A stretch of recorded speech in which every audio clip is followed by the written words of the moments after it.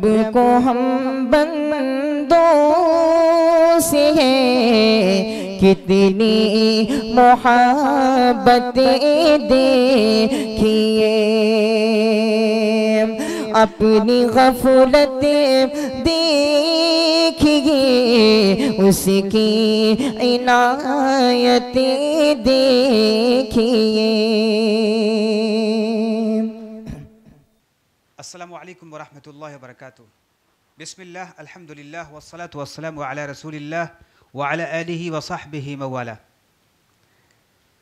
क़ाल अल्लाहु तबारक व तआला इक़रा बिस्मि रब्बिकल्लज़ी ख़लक़। व क़ाल तआला फ़ी मौदिइन आख़र यरफ़इल्लाहु अल्लज़ीना आमनू मिनकुम वल्लज़ीना ऊतुल इल्म दरजात। मुअज़्ज़ज़ नाज़रीन किराम, आपकी खिदमत में एक वीडियो पेश कर रहा हूं जिसका मौजू है तालीम का गिरता हुआ मेयार, असबाब और तदारुक। मुअज़्ज़ज़ नाज़रीन, इल्म को जा बजा तौर पर इंसान की तीसरी आँख कहा जाता है। इंसान को सच्चाई की पहचान, हक़ाइक़ का इदराक और मुआशरे में मुहद्दब ज़िंदगी गुजारने का सलीका इल्म ही के ज़रिए से हासिल होता है। इंसान के अशरफुल मखलूक़ात होने का राज भी इल्म है। कुरान मजीद में हज़रत आदम अलैहिस्सलातु वस्सलाम के दुनिया में भेजे जाने का जो वाक़े का तज़किरा किया गया है, अल्लाह रब्बुल आलमीन ने कहा वअल्लम आदम अल अस्माअ कुल्लहा सुम्मा अरदहुम अलल मलाइका। हमने आदम को तमाम चीज़ों का इल्म दिया। अल्लाह रब्बुल आलमीन इसका तज़किरा कर रहा है। फरिश्ते इस इल्म से नावाकिफ़ थे। सूरह बकरा में अल्लाह रब्बुल आलमीन आयत नंबर 30 से लेकर 33 तक इसका पूरा वाक़या बयान किया है। इस वाक़े का मुकम्मल तफसील वहाँ पे मौजूद है कि हज़रत इंसान की दीगर मखलूक़ात पर जो बरतरी का सबब है यही इल्म बना है। यानी इल्म इंसान के अंदर जौहर इंसानियत परवान चढ़ाने का ज़रिया भी है। एक मशहूर फ्रांसीसी रूसो कहता है कि जिस तरह दरख्तों का इर्तिक़ा काश्तकारी के ज़रिए से होता है, इसी तरह इंसानों का इर्तिक़ा भी इल्म के ज़रिए होता है। असर हाज़िर में इल्म की फ़राहमी के लिए स्कूल व कॉलेजेस की शक्ल में एक बाकायदा तालीमी निज़ाम कायम है। इस निज़ाम की मजबूती व पायदारी ही मुल्क व समाज के मुस्तक़बल की ज़मानत है। आज़ादी के बाद हिंदुस्तान की तामीर नौ का जो रोड मैप तैयार करने के लिए जो प्लानिंग कमीशन तश्कील दिया गया था, उसने अपनी सिफारिशात के मुक़दमे में बड़ी अहम बात कही थी कि हिंदुस्तान की तकदीर का मंसूबा इस क्लासरूम की चार दीवारी के अंदर तय किया जाता है। इस हकीकत से इनकार नहीं किया जा सकता कि आज इल्म व तालीम की अहमियत को हर सतह पर महसूस किया जा रहा है। बल्कि मुबालगा ना होगा अगर यह कहा जाए कि रोटी, कपड़ा और मकान के साथ इल्म का भी इजाफा किया जाए तो मुबालगा नहीं होगा। यानी जिस तरह इंसान को इस दुनिया में रहने के लिए रोटी, कपड़ा, मकान की ज़रूरत पड़ती है, इसी तरह इल्म की भी ज़रूरत पड़ती है। लेकिन यह भी बड़ी तल्ख़ हकीकत है कि तालीम जिस कदर आम हुई है, इसी कदर मेयार तालीम में भी गिरावट आई है। आइए हम तालीम की गिरावट के कुछ असबाब पर चर्चा करते हैं। मोहतरम नाज़रीन, हमारे सामने करंट डाटा तो नहीं है फ़िलहाल कि करंट डाटा हिंदुस्तान के अंदर तालीमी गिरावट का क्या है, लेकिन इन सब के बावजूद भी हम कुछ बातें आज के इस प्रोग्राम में आपके सामने रखने की कोशिश करेंगे। हमने बहुत कोशिश की कि लेटेस्ट डाटा, लेटेस्ट इंफॉर्मेशन इस मुताल्लिक मिल जाए। बहुत सर्च करने के बावजूद, कई लोगों से ताल्लुकात कायम करने के बावजूद भी लेटेस्ट यानी अपडेटेड डाटा हमको नहीं मिल सका। बहुत सारी रिपोर्ट्स हैं एजुकेशन के मेयार को लेकर, एजुकेशन के गिरावट को लेकर, एजुकेशन के उरूज को लेकर बहुत सारे डाटे मौजूद हैं ऑनलाइन, लेकिन कौन रिलायबल है, कौन रिलायबल नहीं है, ये चीज़ हमको नहीं मालूम है। ये बात मुझको नहीं मालूम है। हमने जो कुछ भी महसूस किया, जो भी लोगों ने, जो मुफक्किरीन हैं, जो भी थिंक टैंक लोग हैं, उन लोगों ने अपनी सोच, अपनी फ़िक्र के मुताबिक जो कुछ भी डाटा हमारे सामने पेश करने की कोशिश की है, वो सारी चीज़ें मौजूद हैं, हमारे सामने मौजूद है सब। और उन्हीं के नज़रियात के मुताबिक मैं आपके सामने तालीम का गिरता हुआ मेयार, असबाब और तदारुक क्या हैं, एक एक करके आपके सामने पेश करने की कोशिश करूँगा। चूँकि ये मौजू तहकीक और रिसर्च का मुतकाज़ी है, इसलिए इस मौजू के मुतालिक तालीम का गिरता हुआ मेयार, असबाब और तदारुक, इस मौजू के अज्जाए तरकीबी पे अगर गौर करें तो हम पाएंगे कि तालीम, मेयार, असबाब और तदारुक 4 चीज़ें ऐसी हैं जिस पर डिस्कशन करना, जिस पर गुफ्तगू करना अहम है। तो नादरीन किराम, आइए हम प्रोजेक्टर के वास्ते आप लोगों को कुछ समझाने की कोशिश करूँगा कि आखिर इस मुतालिक हम किन किन चीज़ों पर हम बात कर सकते हैं।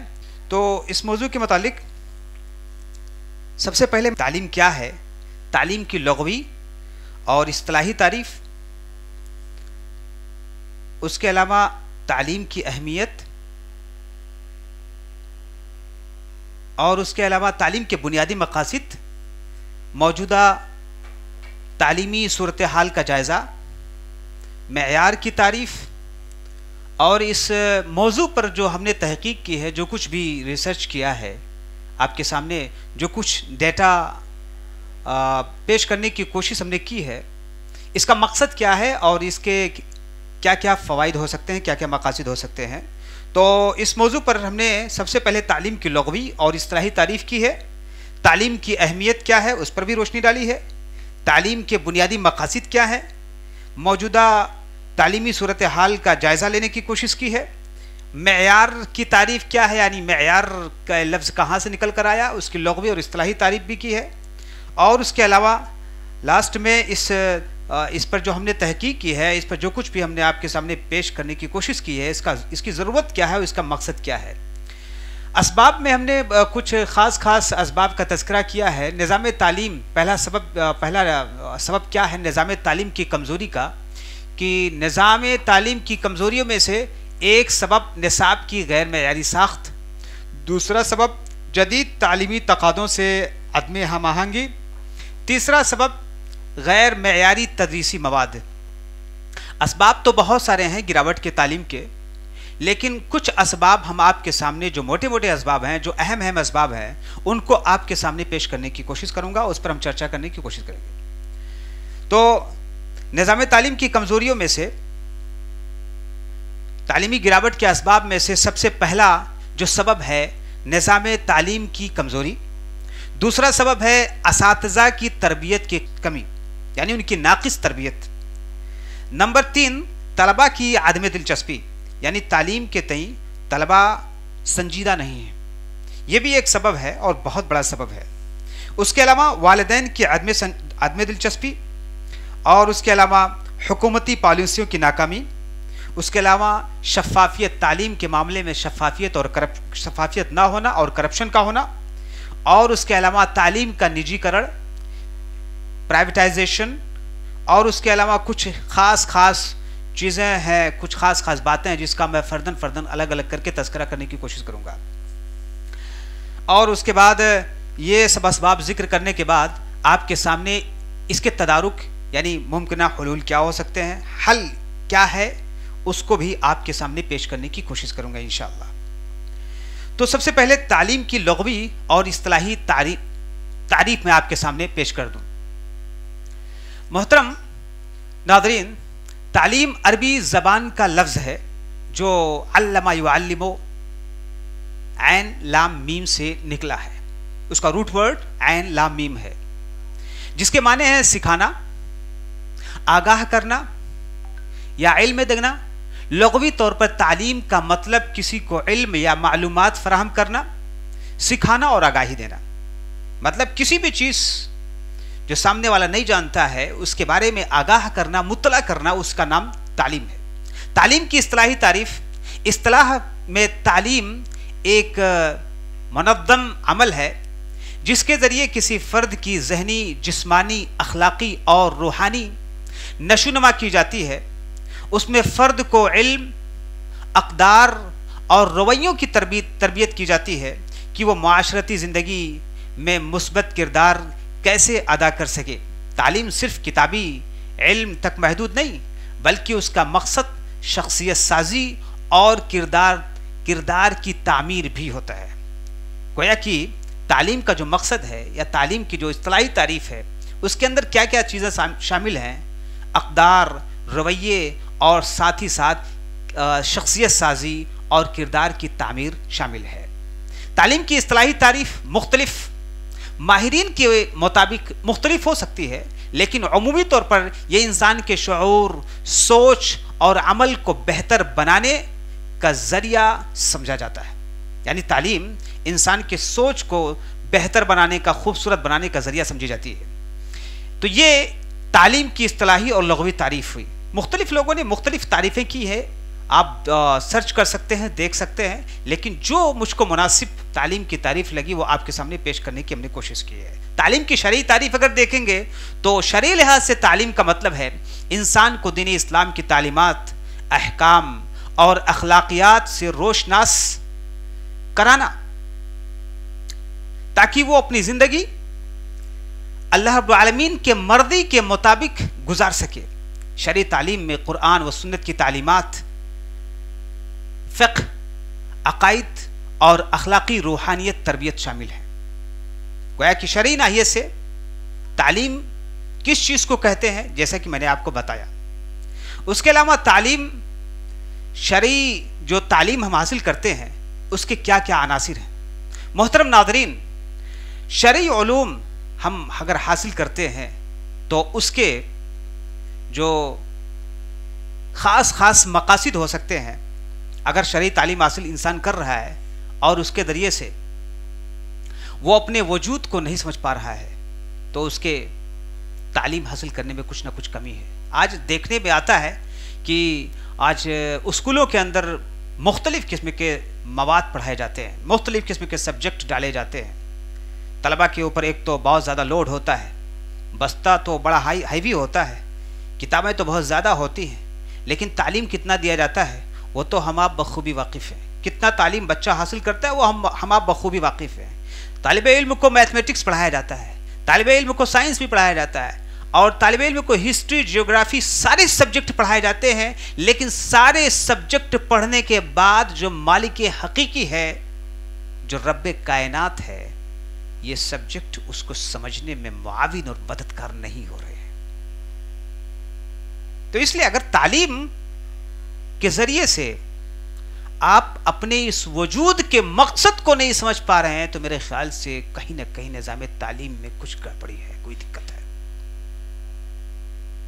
अगर ये मकसद आपके अंदर नहीं आ रहा है, तो आपके अंदर तज़कियत नफ्स अगर तालीम के जरिए से नहीं आता है, तो कहीं ना कहीं तालीम के अंदर तो लोचा है, कोई ना कोई दिक्कत है। खैर, शरई तारीफ के अनासिर अगर देखा जाए, शरई नाहियत से अगर तालीम की तारीफ की जाती है, उस तारीफ के मुताबिक अगर देखा जाए तो सबसे पहला उन्सुर क्या है?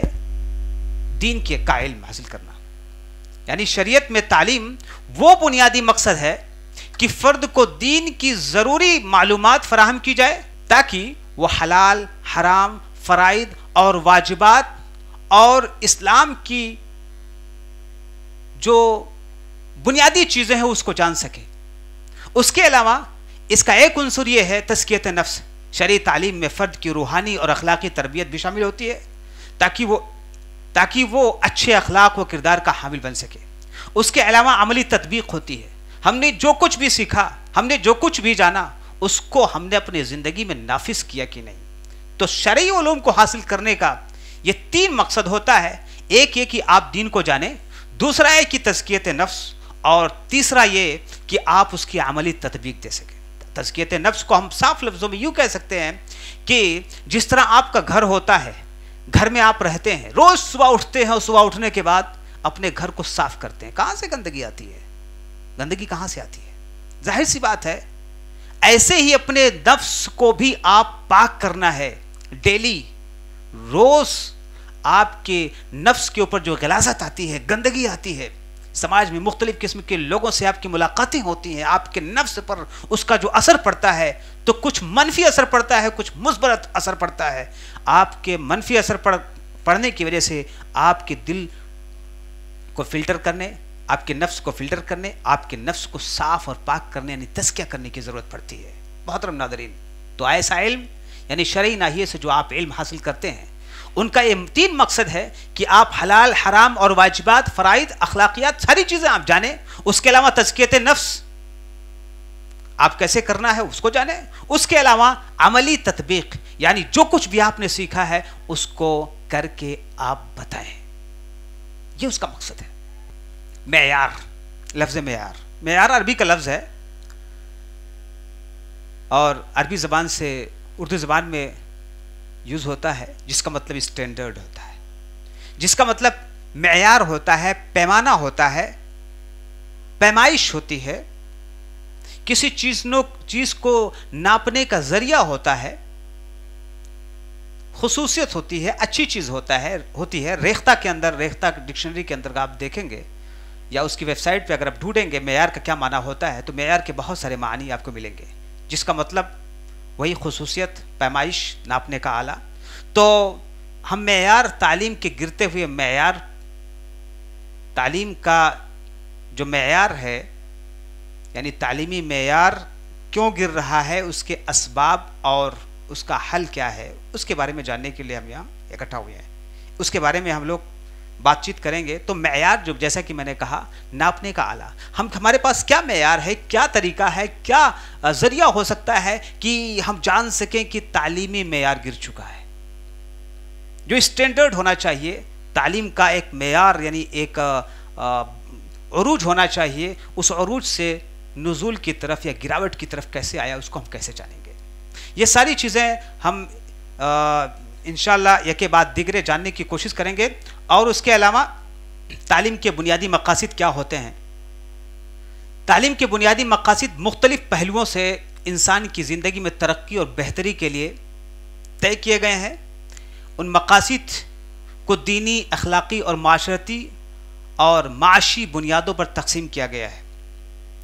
लेकिन यहाँ पर इस मुतालिक हम ज़्यादा बातें नहीं करेंगे, कुछ ख़ास बातें ज़िक्र करके हम आगे बढ़ेंगे। दीनी व रूहानी मकासद और साथ साथ शख्सी व अखलाक़ी मकासद इस तालीम के ज़रिए से इंसान को हासिल होते हैं। उसके अलावा माशरती मकासद भी इंसान को तालीम के ज़रिए से हासिल होते हैं। उसके अलावा कुछ ख़ास बातें हैं जो मौजूदा सूरत हाल पे कुछ चीज़ें हैं जो रोशनी डालती हैं तालीम के मज़ाहिर को लेकर। तो तालीम का गिरता हुआ मेयार, जैसा कि मैंने शुरू में कहा कि हमारे पास कोई एक्यूरेट इंफॉर्मेशन या एक्यूरेट डेटा नहीं है जिसकी बुनियाद पर मैं ये बात कह सकूं कि अभी फ़िलहाल क्या गिरावट है, क्या गिरावट कहाँ तक है और कहाँ तक अभी उसकी तरक्की है, कहाँ तक तरक्की नहीं है। लेकिन कुछ ऐसी बातें हैं जिसको मैं लेकर आपके सामने पेश करूँगा। मौजूदा सूरत हाल जो तालीम का है, वो तालीम में मसावात नहीं पाई जाती है, तालीम मेयार में कमी है और ऑनलाइन या दूसरा जो तरीका है वो इतना स्ट्रॉन्ग नहीं है। लिहाजा आइए एक मौजू पर, एक पॉइंट पर हम लोग गुफ्तगू करें ताकि वक्त पर अपनी बात को हम कंप्लीटली बयान कर सकें। मोहतरम नाज़रीन, तालीम के गिरते हुए मेयार में हम देख सकते हैं कि कुछ असबाब हैं, जिन असबाब में से निज़ाम तालीम की कमज़ोरियाँ हैं। निज़ाम तालीम की कमज़ोरी, और इस निज़ाम तालीम की कमज़ोरियों में 3 चीज़ें आती हैं। एक, निसाब की गैर मेयारी साख्त। नंबर 2, जदीद तालीमी तक़ादुम से अदम हमआहंगी। नंबर 3, गैर मेयारी तदरीसी मवाद। निसाब की गैर मेयारी साख्त, किसी भी तदरीसी निज़ाम को मजबूत करना है, अगर तालीम को मजबूत करना है तो निज़ाम को भी स्ट्रॉन्ग करना पड़ेगा, निसाब को भी स्ट्रॉन्ग करना पड़ेगा। निसाब अगर मेयारी नहीं है तो यकीनन हम तालीम को उस मेयार तक, उस स्टैंडर्ड तक नहीं पहुंचा सकते जिस स्टैंडर्ड तक पहुंचाया जाना चाहिए, क्योंकि निसाब ही डिसाइड करता है कि आपका तालीमी मेयार कहाँ तक पहुँचेगा। आज अगर हम बात करें तो इसमें कोई शक की बात नहीं, बहुत सारे बोर्ड ऐसे हैं जिन बोर्ड के पास जो निसाब तालीम है बहुत ही स्ट्रांग है, लेकिन दूसरे असबाब की बुनियाद पर वहाँ का तालीमी मेयार नहीं बढ़ पाता है। बहुत सारे बोर्ड्स हैं कि जिनकी किताबें बहुत अच्छी होती हैं, बहुत मेयारी होती हैं, उनका जो डिज़ाइन किया हुआ कोर्स होता है बहुत ही अप टू मार्क होता है, अपडेटेड होता है, लेकिन कुछ जगहों पे देखने में आता है, अगर हम देखें मदारिस के अंदर स्पेशली, तो जो वहाँ का ख़ास तौर से निसाब है, तो वो निसाब यकीनन तब्दीली चाहता है, जो हालात के मुताबिक चाहता है कि हालात के मुताबिक हों। अभी कुछ लोग हो सकता है एतराज़ कर बैठें कि मदारिस के क़याम का मकसद है दीन की तरवीज करना, इसमें कोई शक की बात नहीं, मैं भी उसका सपोर्ट करता हूँ, लेकिन आपको मैं बताता चलूँ कि बजाय इससे पहले कि आप इश्काल खड़ा करें, एतराज़ करें, मैं आपको इस्लामिक कंट्रीज़ या इस्लामिक कंट्रीज़ के अलावा दूसरे कंट्रीज़ की तरफ मैं लेके जाना चाहूँगा। आप देखेंगे कि दर्जा 1 से लेकर 12 तक यानी 12 तक, सीनियर सेकेंडरी तक, आप देखेंगे जो उनका निसाब होता है, उस निसाब के अंदर सारे सब्जेक्ट पढ़ाए जाते हैं। ऐसा नहीं है कि सिर्फ और सिर्फ फ़ारसी की कुछ किताबें डाल दिया, अरबी की कुछ किताबें डाल दिया, हिंदी की कुछ किताबें डाल दिया, इंग्लिश की कुछ किताबें डाल दिया और हमारे बच्चे लेकर चल रहे हैं दर्जा 1 से लेकर 5 तक। ऐसा नहीं, आप देखेंगे उनका भी मेयार है, उनके भी पढ़ाने का एक मेयार है, उनका भी एक निसाब है कि दर्जा 1 से लेकर 12 तक यानी सीनियर सेकेंडरी तक जो उनका निज़ाम है पढ़ाने का, सारे सब्जेक्ट डालते हैं। जैसा कि मैंने कहा कि हमारा बच्चा अगर मैथमेटिक्स भी पढ़ेगा तो अल्लाह रब्बुल आलमीन ने जिस कायनात को पैदा किया और कायनात को बहुत ही फिट और बहुत ही मुतवाज़िन बनाया है, और उसके कायनात के एक एक ज़र्रे ज़र्रे से मैथमेटिक्स निकल कर आता है। आप गौर करेंगे, आप कहेंगे कि हम तो दीन की तरवीज के लिए इदारे को कायम किए हैं, लेकिन आपको इस बात की तरफ मैं लेकर जाना चाहूँगा कि अगर हिसाब या मैथमेटिक्स नहीं पढ़ते हैं तो अल्लाह रब्बुल आलमीन के जो बनाई हुई कायनात है, जो बनाई हुई चीज़ें हैं, जो उसके अंदर कंप्लीटली इंजीनियरिंग, मैथमेटिक्स या दीगर सब्जेक्ट हम लोग पढ़ते हैं, बिल्कुल कूट कूट कर भरे, हम उसको समझ नहीं पाएंगे। आप देखेंगे इस्लामिक कंट्रीज़ या दूसरे ममालिक के जो निसाब होते हैं वो शुरू से लेकर आखिर तक अपने स्टैंडर्ड, दर्जा 1 में है तो उसका अलग स्टैंडर्ड, 2 में है, सेकंड में गया, थर्ड में गया, फोर्थ में गया, अलग अलग स्टैंडर्ड, उसका एक मेयार होता है बच्चों की साइकोलॉजी के मुताबिक और बच्चों के पावर के मुताबिक, उनके जिस्मानी पावर को देखते हुए उनके कोर्स को, निसाब को डिज़ाइन किया जाता है। लेकिन यहाँ पे क्या होता है, आप देखिए, उस स्कूलों का तो मेयार ठीक है, कोई दिक्कत की बात नहीं, क्योंकि वो एक ख़ास मकसद, एक ख़ास विजन, एक ख़ास अगराज के तहत वो निसाब को डिज़ाइन करते हैं। लेकिन हमारे यहाँ क्या होता है, माफ़ कीजिएगा, मैं किसी पे एतराज़ करने के लिए नहीं खड़ा हूँ, ना मैं किसी को तनकीस करने, ना किसी पर बेजा तनकीद करने के लिए नहीं खड़ा हुआ हूँ, लेकिन आज की इस तहकीक और इस लेक्चर का जो मेन मकसद है कि आपके सामने वो हक़ाइक़ आ जाएँ, जिन हक़ाइक़ और जिन असबाब की बुनियाद पर आज तालीमी मेयार गिरता जा रहा है और वो उरूज को या तरक्की नहीं कर पा रहा है। तो सबसे मेन बात जो यहाँ पे है कि वो निसाब की गैर मेयारी साख्त है, निसाब बिल्कुल गैर मेयारी है, अप टू डेट नहीं है, हालात के तकादों के मुताबिक नहीं है। अल्लाह रब्बुल आलमीन कुरान में कहता है कि रब्बना आतिना फिद दुनिया हसनतम व फिल आखिरति हसनतम व क़िना अज़ाबन नार। यहाँ पे अल्लाह रब्बुल आलमीन ने कहा दुनिया के अंदर हुस्न वाली चीज़ हसना और आखिरत के अंदर हसना। ऐ मेरे रब, तो दुनिया के अंदर अच्छी चीज़ जो है उसको दे दे, ऐ मेरे रब जो आखिरत के अंदर अच्छी चीज़ है, यानी हुस्नयैन, दो अच्छी चीज़ों को मांगने, यानी दुनिया और आखिरत के अंदर जो अच्छी चीज़ है उसको मांगने की दुआ हम लोग रोज़ डेली करते हैं। तो यहाँ पे हमें समझना होगा कि जो निसाब है, निसाब के अंदर हमें हालात के मुताबिक अप टू डेट या हालात के तकाज़ों के मुताबिक हमें निसाब को रखना पड़ेगा, वरना हम अपने तालीमी निसाब को या अपने तालीमी मेयार को कभी भी नहीं ऊंचा कर पाएंगे। उसके अलावा इसके अंदर जदीद तालीमी तकाज़ों से अदम हम आहंगी, इसके तहत यानी निज़ाम तालीम की कमज़ोरी में एक कमज़ोरी जदीद तालीमी तकाज़ों से अदम हम आहंगी। जदीद जो तालीमी तकाज़े हैं, ये जो हमारा निसाब जो कुछ भी पढ़ाया जाता है वो उससे मेल नहीं खाता, हम आहंग नहीं है, टैली नहीं करता है। हम पढ़ा रहे हैं कुछ और उसका असर हो रहा है कुछ, यानी कंप्लीट 100% हम नताइज अखज़ नहीं कर पाए रहे, नताइज हमको नहीं मिल पा रहे हैं। वजह यह है कि निसाब हमारा हालात हाजरा के तकाज़ों के मुताबिक नहीं है। उसके अलावा गैर मेयारी तदरीसी मवाद जो हम कंटेंट डाले हुए हैं, मान लीजिए जो किताबें हम पढ़ा रहे हैं, यहाँ पे हम अहले मदारिस को मशवरा देने की कोशिश करेंगे कि जो ज़िम्मेदारान हैं, जो असातिज़ा हैं, कि जो भी किताबें आप पढ़ाते हैं यकीनन इसमें कोई शक की बात नहीं कि वो किताबें एक पे एक ज़बरदस्त किताबें होती हैं, लेकिन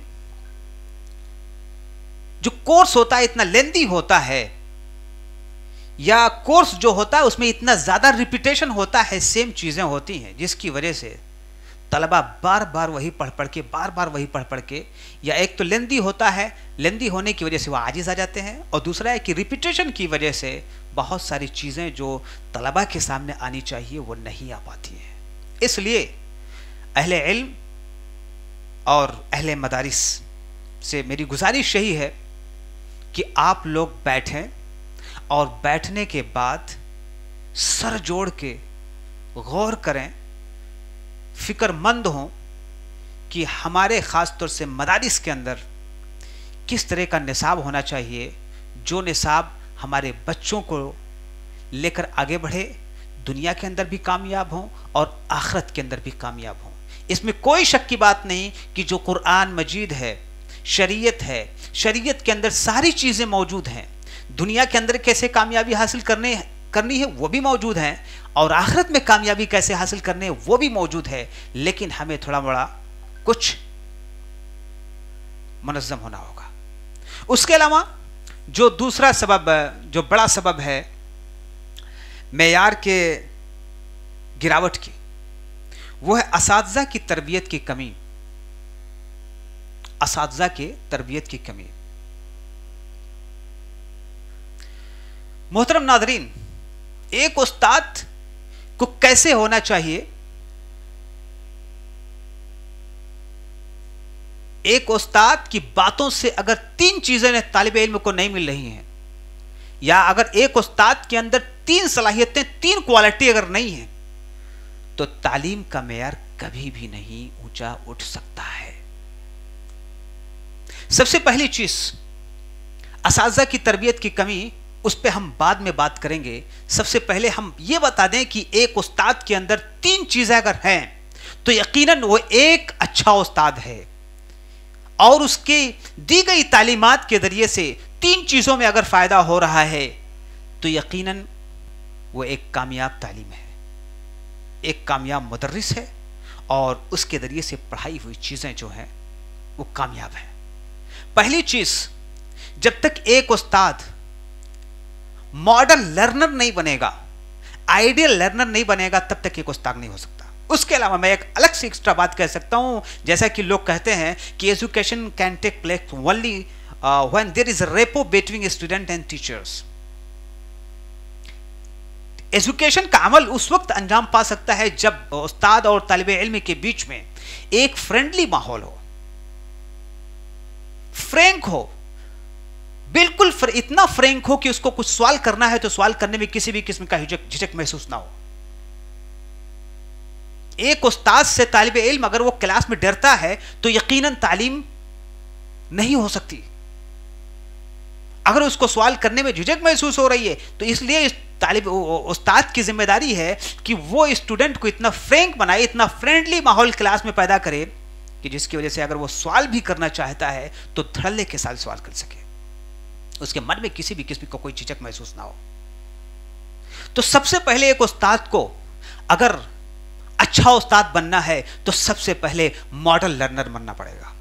मॉडल लर्नर ये कि बहुत सारे ऐसे टीचर्स होते हैं, हमने अपनी जिंदगी में देखा है कि वो पढ़ लेने के बाद वो अपने आप को मुकम्मल समझते हैं कि अब मुझे पढ़ने की कतई ज़रूरत नहीं है। जिस दिन इस तरह का सोच आपके मन में पैदा हो जाएगा, आप यूँ समझिए कि आपके तालीम का मेयार गिर चुका है और आपकी तरक्की रुक चुकी है। अगर कोई भी उस्ताद अगर इस तरह सोचता है, जाहिर सी बात है। इसलिए सबसे पहले एक उस्ताद को एक मॉडल लर्नर बनना पड़ेगा। यानी तालिबे इल्म से अगर कहता है कि आप ये किताब पढ़ो, ये किताब पढ़ो, ये किताब पढ़ो, और उस्ताद खुद ही पढ़ने से, मुताले से जी चुरा कर भागता है, तो एक तालिबे इल्म अच्छा तालिबे इल्म नहीं हो सकता है। ये इस वजह से कि उसका उस्ताद मॉडल लर्नर नहीं है। उसके अलावा दूसरी चीज जो इंपॉर्टेंट है एक उस्ताद के लिए, वो ये है कि एक उस्ताद फैसिलिटेटर होता है। फैसिलिटेटर की एक तालिबे इल्म के अंदर क्या सलाहियत है, उस सलाहियत को निकाल कर बाहर लाने की कोशिश करता है।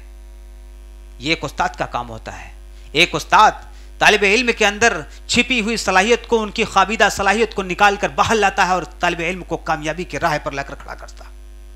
तो एक उस्ताद को जैसे मॉडल लर्नर होना चाहिए, वैसे एक उस्ताद को फैसिलिटेटर होना चाहिए कि उसके तमाम मामला तालिबे इल्म के रास्ते में जितने भी रोड़े आ रहे हैं, जितनी भी दिक्कतें आ रहे हैं, जितनी भी परेशानियां आ रही हैं, सारी परेशानियों को एक उस्ताद इस टेक्निक के साथ, इस होशियारी के साथ हल करने की कोशिश करे कि तालिबे इल्म को एहसास ही ना हो कि उसके रास्ते में किसी भी किस्म की दिक्कत है, कोई मुश्किल है, कोई परेशानी है।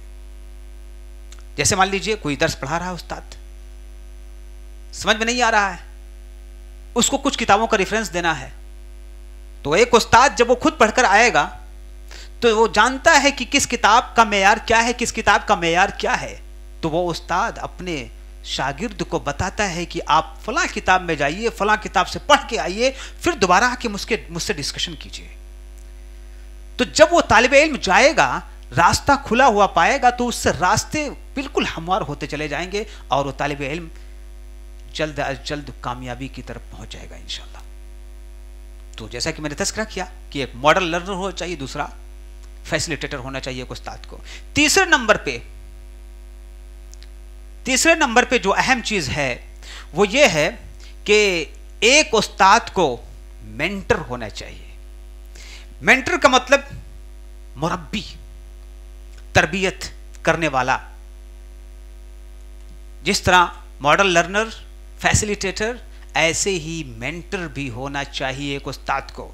आजकल देखने में आता है कि लोग अपना ठेका पूरा कर लेते हैं, 40 मिनट की घंटी, 30 मिनट की घंटी हमने पूरी कर ली, करने के बाद हमारी जिम्मेदारी खत्म। एक उस्ताद अगर सही मानों में उस्ताद है तो तालिबे इल्म के गलत चीजों की तरफ फौरन इशारा करेगा कि बेटा आप गलत कर रहे हैं, ऐसा नहीं होना चाहिए, आप गलत कर रहे हैं। दो बच्चे आपस में लड़ रहे हैं, दो स्टूडेंट आपस में लड़ाई कर रहे हैं, तो एक उस्ताद की जिम्मेदारी बनती है कि अगर उस रास्ते से गुजर रहे हैं, अगर देख रहे हैं कि कुछ गलत हो रहा है, तो एक अच्छे उस्ताद की पहचान है कि वो जाकर टोके और बच्चों को गलत रास्ते पर जाने से उसको रोके और बचाए। क्योंकि अल्लाह के रसूल सल्लल्लाहु अलैहि वसल्लम की एक हदीस है कि अल्लाह के रसूल सल्लल्लाहु अलैहि वसल्लम अपने बारे में कहते हैं कि लोग आग में कूद रहे हैं और मैं उनको खींच खींच कर लाने की कोशिश कर रहा हूं। लोग आग में कूद रहे, मैं उनको खींच खींच कर लाने की कोशिश कर रहा हूं। तो ऐसे तलबा होते हैं, वो गलत काम में बड़ी तेजी के साथ बढ़ने की कोशिश करते हैं, या गलत चीज बहुत जल्दी उनको मुतासिर असर कर जाती है, इसलिए बड़ी तेजी के साथ गलत चीजों की तरफ दौड़ते हैं। इसलिए एक उस्ताद जो कि वारिस अंबिया होते हैं, उनकी जिम्मेदारी बनती है कि ये तलबा को मुकम्मल तौर पर गलत चीजों से रोके, उनको गलत चीज करते हुए देखे। तो उनकी जिम्मेदारी बनती है कि बजाय तलबा की खुशामद करने के, तलबा को खुश करने के, आप तलबा की गलतियों पर तंबीह कीजिए। आप आज फिलहाल हो सकता है तालिबे इल्म खुश हो जाए कि आप उससे खुश हैं, उसके किसी गलती पर ना टोकें, लेकिन वही तालिबे इल्म जब आपको देखेगा तो बजाय इसके दुआ देने के, वो आपकी ज़बान पे हो सकता है कुछ और दे आपको। इसलिए एक उस्ताद को मुरब्बी होना चाहिए, जो कुछ भी सिखाया है उसको तत्बीक दे उसकी जिंदगी में। यानी तरबियत का मतलब यह हुआ कि जिस तरह आप बाग देखते हैं, बाग के अंदर बहुत सारे पौधे उगे होते हैं, पौधों को जब माली देखता है कि एक पौधा इधर बढ़ा है, एक पौधा उधर आगे जा रहा है, एक पौधा उधर आगे जा रहा है, तो माली क्या करता है, उसको काट काट के बराबर कहते हैं नहीं, मुहज्जब कर देता है, सही बना देता है, उसको सही रुख दे देता है। ऐसे ही जैसे कि एक मेमार होता है, मिस्त्री जो बनाता है दीवार को, ईंट ही से बनाता है, देखता है कि ईंट कोई सीधी लंबी है, ईंट कोई टेढ़ी है, और कोई ईंट क्या है, टूटी हुई है, कोई अद्धा है, कोई पौना है। लेकिन वो अपनी टेक्निक के जरिए से, अपनी होशियारी के जरिए से, जो टूटी हुई ईंट भी होती है दीवार के ऐसी जगह पे उसको सेट कर देता है कि वो टूटी हुई ईंट भी उस दीवार को मजबूत करती है। ऐसे एक उस्ताद मेमारे कौम होता है, बच्चों का मुस्तकबिल बनाने वाला होता है। तो अगर वो मुरब्बी सही नहीं है, यानी जो कुछ भी इल्म दे रहा है, अगर वो तालिब इल्म के मामूलात में नहीं आ रहा है, अमल में नहीं आ रहा है, तो माफ कीजिएगा, वो मुदर्रिस कामयाब नहीं है। इसलिए 3 चीजें एक मुदर्रिस के अंदर होनी चाहिए, मॉडल लर्नर, उसके अलावा फैसिलिटेटर, और तीसरे नंबर पे मुरब्बी, मेंटर। अब अगर अच्छा मुदर्रिस हो गया, अच्छे मुदर्रिस के बाद अगर 3 चीजों में फायदा नहीं हो रहा तालिब इल्म का, तो आप सोचिए कि उसके तालीम का मेयार गिर चुका है। पहली चीज कि जो तालिब इल्म के अंदर जो सलाहियत है, छुपी हुई सलाहियत को बाहर आना चाहिए। छुपी हुई सलाहियत उसके अंदर से बाहर आनी चाहिए। और नंबर 2, उसके तालीम से उसका मकसद वजूद क्लियर होना चाहिए। यानी इस दुनिया में वो लड़का, वो इंसान क्यों भेजा गया है, हम इल्म पे इल्म देते जा रहे हैं, उसको मालूम ही नहीं कि हमारा मकसद क्या है इस दुनिया में भेजे जाने का। अल्लाह रब्बुल आलमीन कुरान में कहता है, वमा खलक़तुल जिन्न वल इंसा इल्ला लियअबुदून, हमने इंसानों को और जिन्नों को सिर्फ और सिर्फ अपनी इबादत के लिए पैदा किया है। तो पहला मकसद आपके तालीम का कि बच्चे के अंदर छिपी हुई सलाहियत को आप बाहर लाकर निकालें। आप अपनी सलाहियत के जरिए से, अपनी टेक्निक के जरिए से तालिब इल्म के अंदर जो छुपा हुआ मलका है, छुपी हुई ख्वाबिदा सलाहियत है, उसको बाहर निकालिए। और दूसरा ये कि मकसद उसके जिंदगी में, इस दुनिया में आने का मकसद क्या है, वो मकसद क्लियर होना चाहिए। वरना आप लाख दुनिया की तालीम दीजिए, लाख आप तालीमात दीजिए, यकीनन उससे कोई फायदा होने वाला नहीं है। तीसरी चीज, आप जो भी इल्म दे रहे हैं, उस इल्म के जरिए से वो तज़किया नफ्स करे, नफ्स का तज़किया करे। नफ्स का तज़किया मतलब कि जो उसके दिमाग के अंदर, उसके दिल के अंदर, उसके रूह के अंदर गलत चीजें सरायत कर चुकी हैं, वो अपने रूह से, अपने नफ्स से इन सारी चीजों को खत्म करे। तो मोहतरम नाज़रीन, चूंकि बातें बड़ी लंबी हो रही है, बात यह कर रहा था कि असातिज़ा की तरबियत की कमी। और हाँ, एक बात और भी है, मॉडल टीचर, उस्ताद जो होता है, सारी जिम्मेदारियां उस्ताद के ऊपर ही होती हैं। उस्ताद जैसा मजलूम भी होता है, उस्ताद मजलूम भी होता है, ऐसा नहीं है। जिस तरह कमियां होती हैं असातिज़ा के अंदर, वैसे असातिज़ा मजलूम होते हैं। कुछ लोग जुल्म भी करते हैं उनके ऊपर, मेहनत वो करते हैं और क्रेडिट कोई और लेता है। इसलिए, लेकिन अगर उस्ताद कमज़ोर है तो यूँ समझिए कि इस दुनिया का सबसे बड़ा करप्शन मैं इसको मानता हूँ। इस दुनिया में बहुत सारे करप्शन है, बहुत सारे करप्शन है, लेकिन इस दुनिया के अंदर सबसे बड़ा करप्शन है कि अगर एक उस्ताद अपनी जिम्मेदारियों को पूरा ना करे और तलबा को यूं ही छोड़ दे। क्योंकि एक उस्ताद मेमारे कौम होता है। अगर उसकी वजह से 30 बच्चे जो क्लास में हैं, 30 बच्चों का नुकसान हो रहा है, 40 मिनट की घंटी है, अगर वो घंटी में अपना हक नहीं अदा करता है, तो इस दुनिया में सबसे बड़ा करप्शन कुछ नहीं हो सकता है। बहुत साफ लफ्जों में कह रहा हूं, माफ कीजिएगा, अगर आपको बुरा लग रहा है तो बुरा लगने दीजिएगा, लेकिन यह बात हकीकत है। मैं माजरत चाहता हूं, लेकिन यह बात हक है, यह तल्ख हकीकत है। मैं इसको दुनिया का सबसे बड़ा करप्शन मानता हूं, क्योंकि मेरा मानना है कि अगर 40 मिनट की घंटी अगर है और 40 मिनट की घंटी में अगर एक उस्ताद 5 मिनट लेट घंटी में जाता है और क्लास में 30 बच्चे हैं, तो यूं समझिए कि 5 मिनट को हम 30 में ज़रब करेंगे तो 5 तिहाई 15, 150 मिनट हो गया। गोया कि कौम के बच्चों का 150 मिनट बर्बाद हो गया। अगर इसको घंटे में चेंज किया जाए तो 6 दूनी 12, यानी 2 घंटा 30 मिनट 2.5 घंटे का नुकसान हुआ। गोया कि अगर एक उस्ताद, उसके अंदर एहसास नहीं है कि हमें घंटी को टाइम पे जाना है, घंटी लग गई, घंटी लगने के बाद क्लास में होना चाहिए, अगर यह एहसास नहीं है तो इससे बड़ा करप्शन मैं नहीं समझता हूं इस दुनिया के अंदर। इसलिए एक उस्ताद को हलाल हराम की तमीज रखनी चाहिए, एक उस्ताद को हलाल हराम की तमीज रखनी चाहिए। अगर हलाल हराम की तमीज नहीं करेगा तो यकीनन उसकी आने वाली नस्लें बर्बाद होंगी। वो नस्ल जो उसके सामने है वो तो बर्बाद हो ही रही है, उसके आने वाले बच्चे भी बर्बाद होंगे।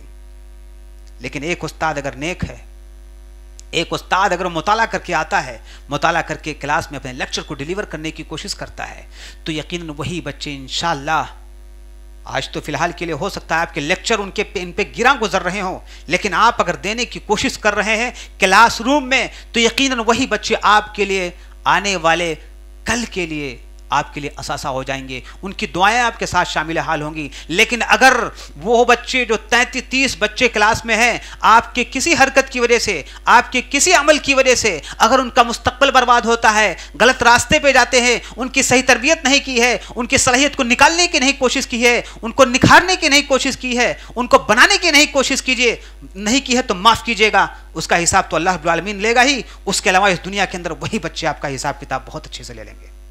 माफ कीजिएगा, बात थोड़ा तल्ख है, माफ कीजिएगा। इसलिए अगर ये आदत हमारे अंदर है तो ये आदत नहीं होनी चाहिए। घंटी लगे, घंटी लगते ही क्लास में, घंटी लगे, घंटी से आप क्लास से दूसरे क्लास में, जो जिम्मेदारी आपको दी गई है वो जिम्मेदारी कमा हक़ को अदा करना है।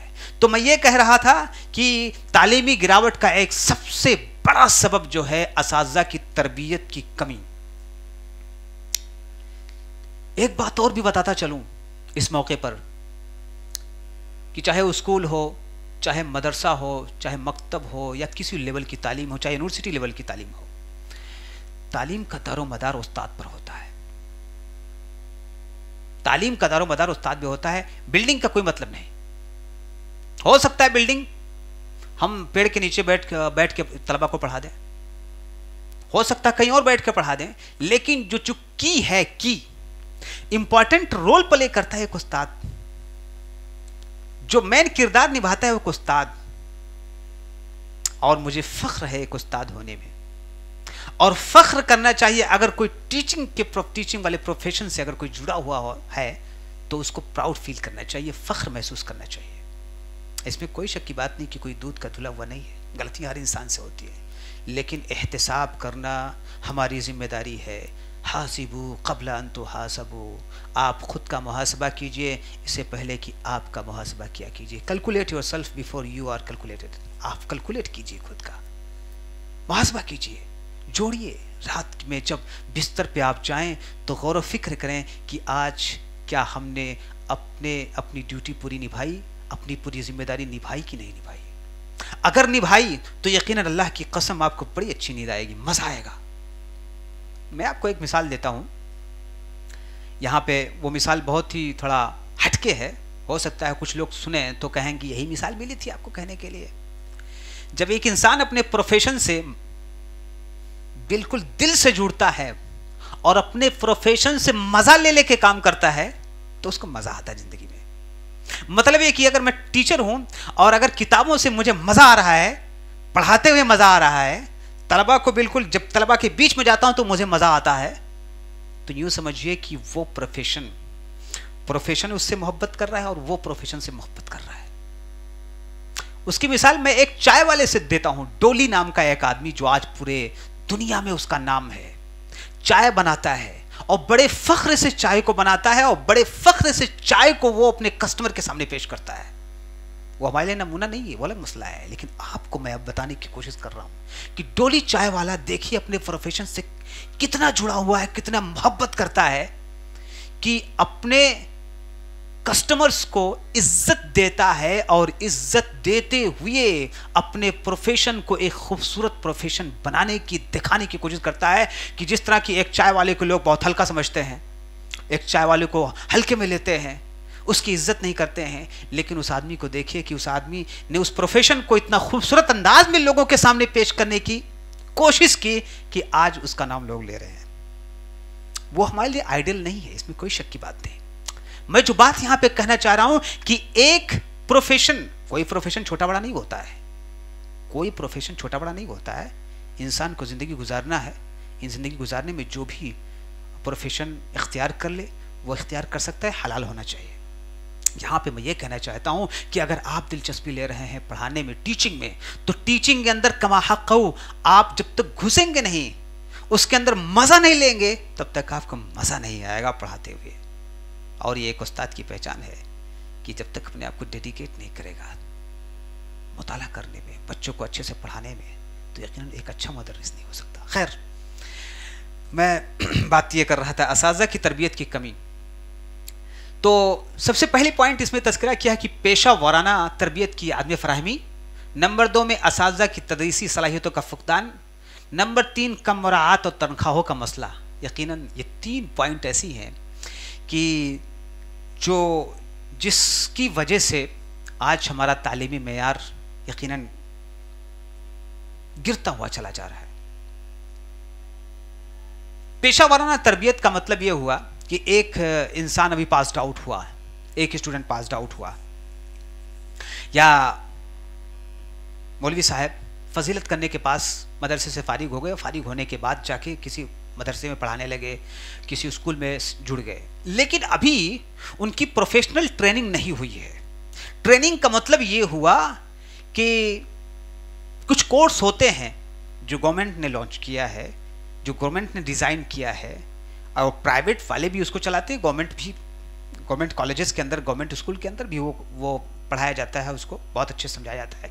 उसको ट्रेनिंग नहीं मिलेगी अगर एक टीचर को कि छोटा बच्चा है तो उसको कैसे पढ़ाना है, बड़ा बच्चा है तो उसको कैसे पढ़ाना है, यानी प्राइमरी वाले बच्चे हैं तो कैसे पढ़ाना है, मिडिल वाले बच्चे हैं तो कैसे पढ़ाना है, सीनियर सेकेंडरी या सेकेंडरी के बच्चे हैं तो कैसे पढ़ाना है। अगर एक टीचर को ये नहीं मालूम है तो क्लास में जाने के बाद बजाय इसके कि कुछ तलबा को दे सके, वो ऐसे ऐसे कांपेगा, कब तारीख होगी उसके ऊपर, वो डरेगा, उसके अंदर कॉन्फिडेंस नहीं होगा, तालिबे इल्म के नफ्सियात को समझेगा नहीं। क्योंकि एक मुदर्रिस की कामयाबी इसी में है कि एक तालिबे इल्म के नफ्सियात को अच्छे से समझे कि एक तालिबे इल्म कब पढ़ने के मूड में है, कब पढ़ने के मूड में नहीं है, एक तालिबे इल्म फिलहाल उसको क्या देना चाहिए, एक तालिबे इल्म की हालत फिलहाल क्या है, सिचुएशन क्या है, क्लास अभी फिलहाल किस कंडीशन में है।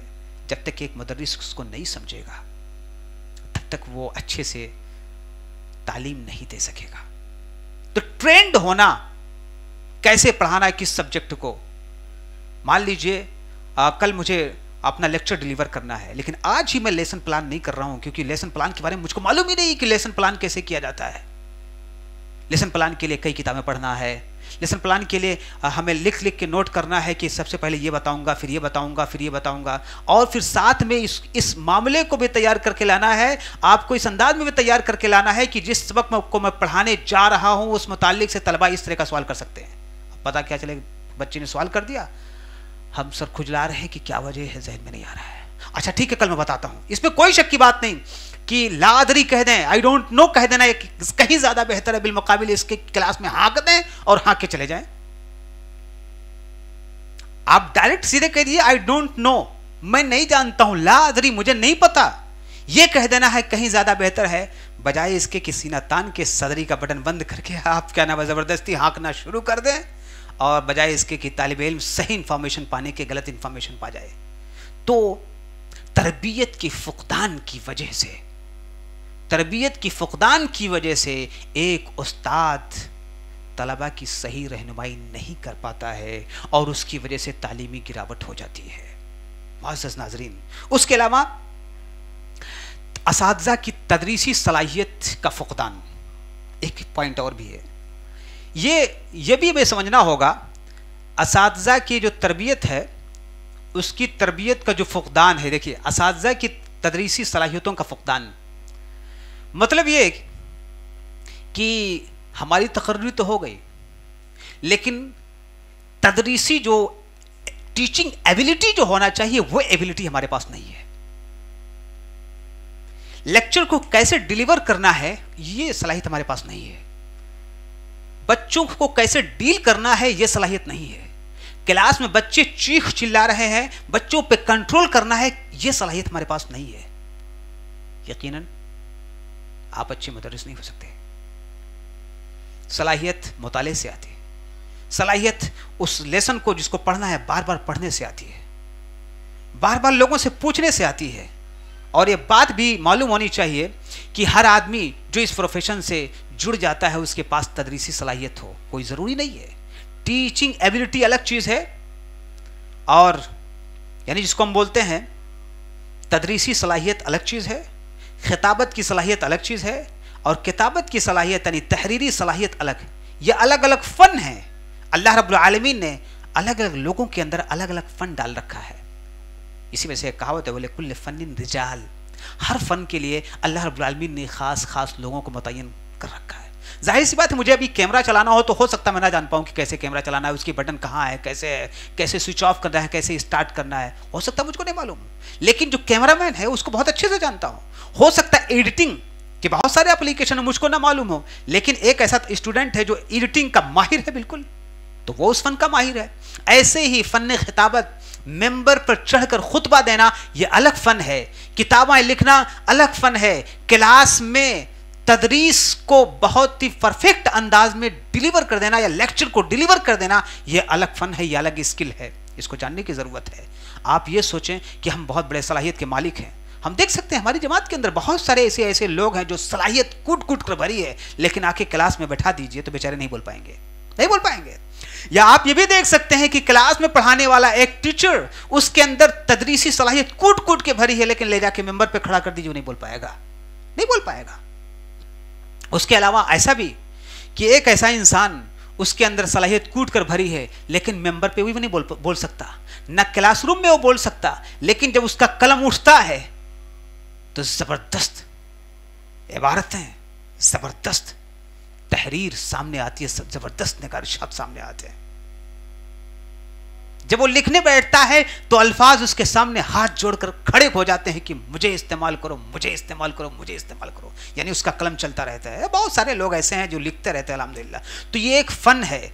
उस्ताद यानी खिताबत अलग फ़न, किताबत अलग फ़न, और फ़न तदरीस अलग फ़न है।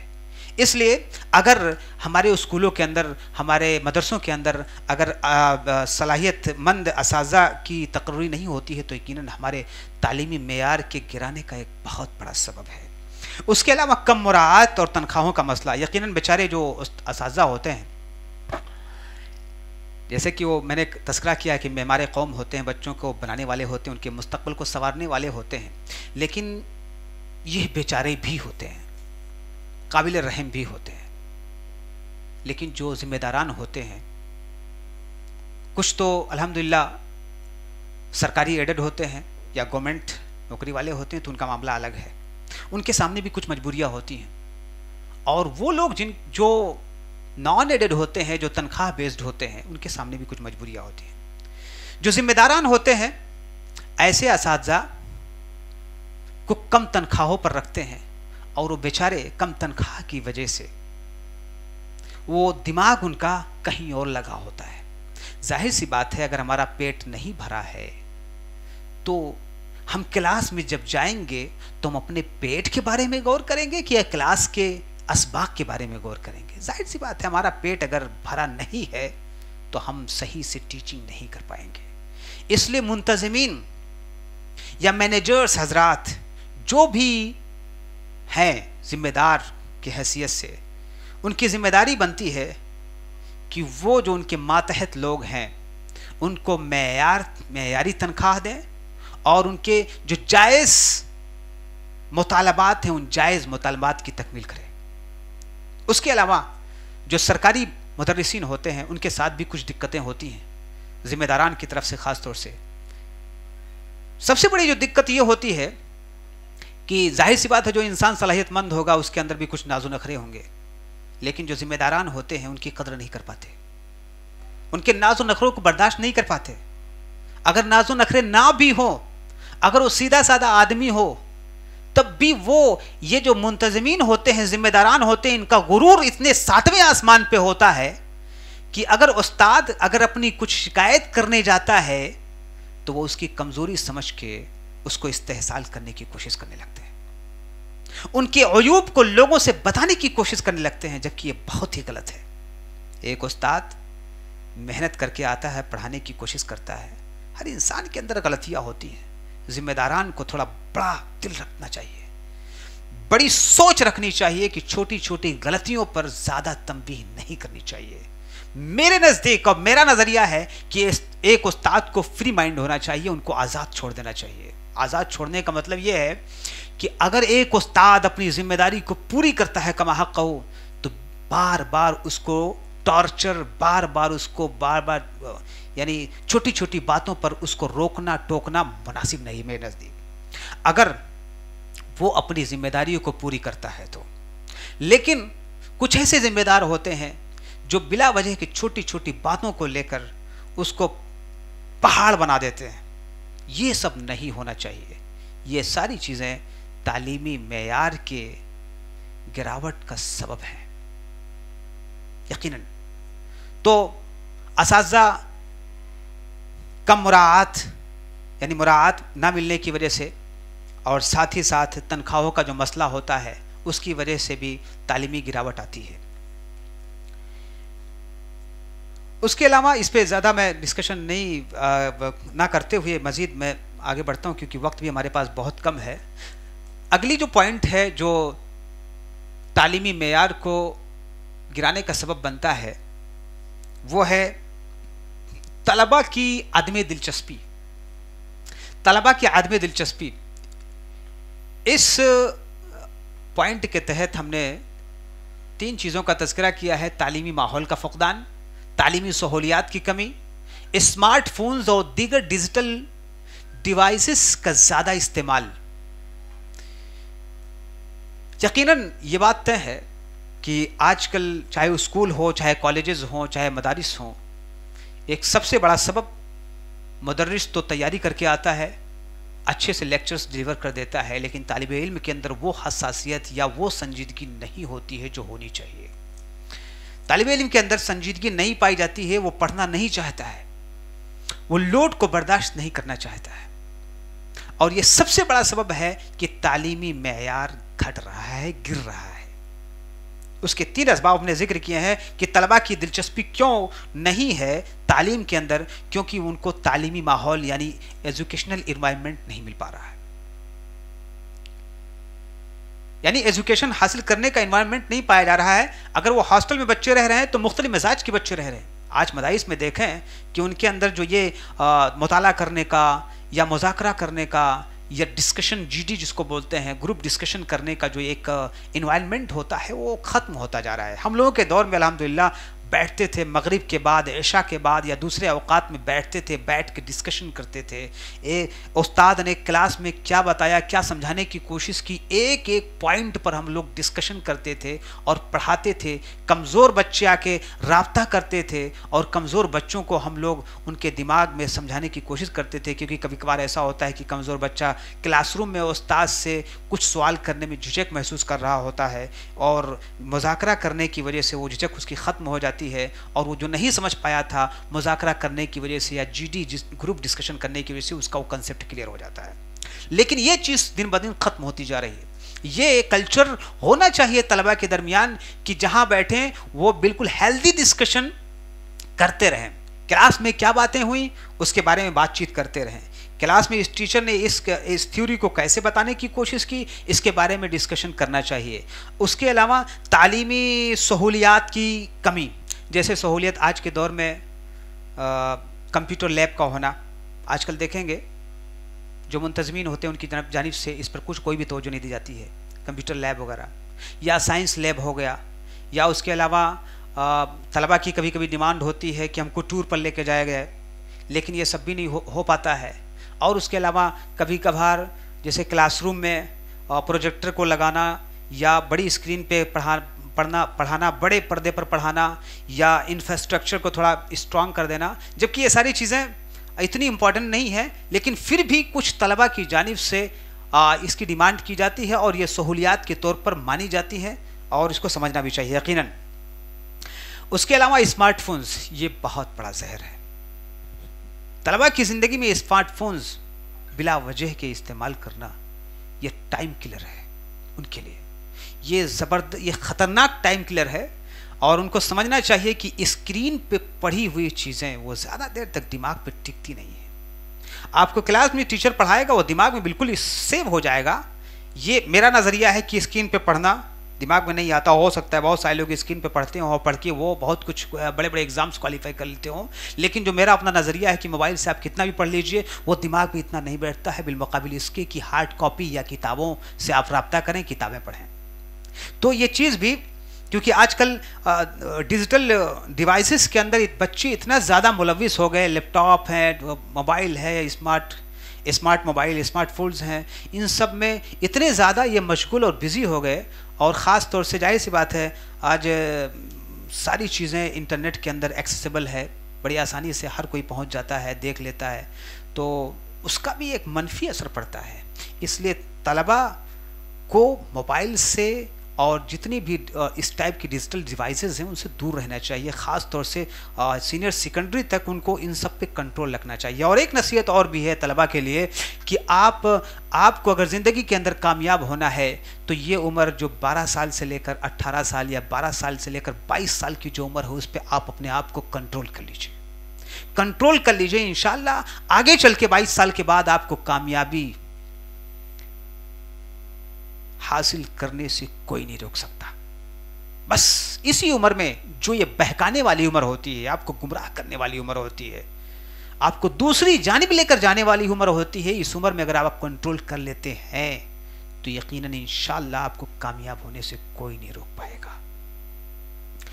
इस पे मजीद और अगली पॉइंट ये है तलबा की आदमी दिलचस्पी और उसके अलावा वालिदैन की आदमी दिलचस्पी।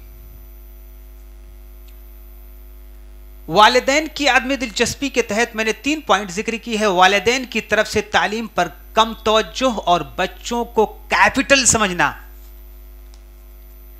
बच्चों को कैपिटल समझना मतलब है कि वालिदैन जो होते हैं, गार्जियंस, सरपरस्त जो होते हैं, वो भी अपने बच्चों की तालीम को लेकर संजीदा नहीं होते हैं और यह बहुत गलत चीज़ है, गलत बात है। वालिदैन अपने बच्चों के लिए पैसा खर्च करते हैं लेकिन वो अपने बच्चों को टाइम नहीं दे सकते।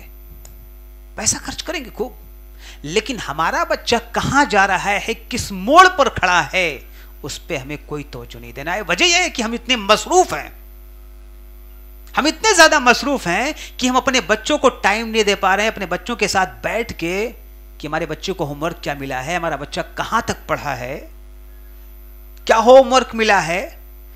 इन सारी चीजों पर हमें कुछ नहीं समझना है, कुछ नहीं ख्याल करना है।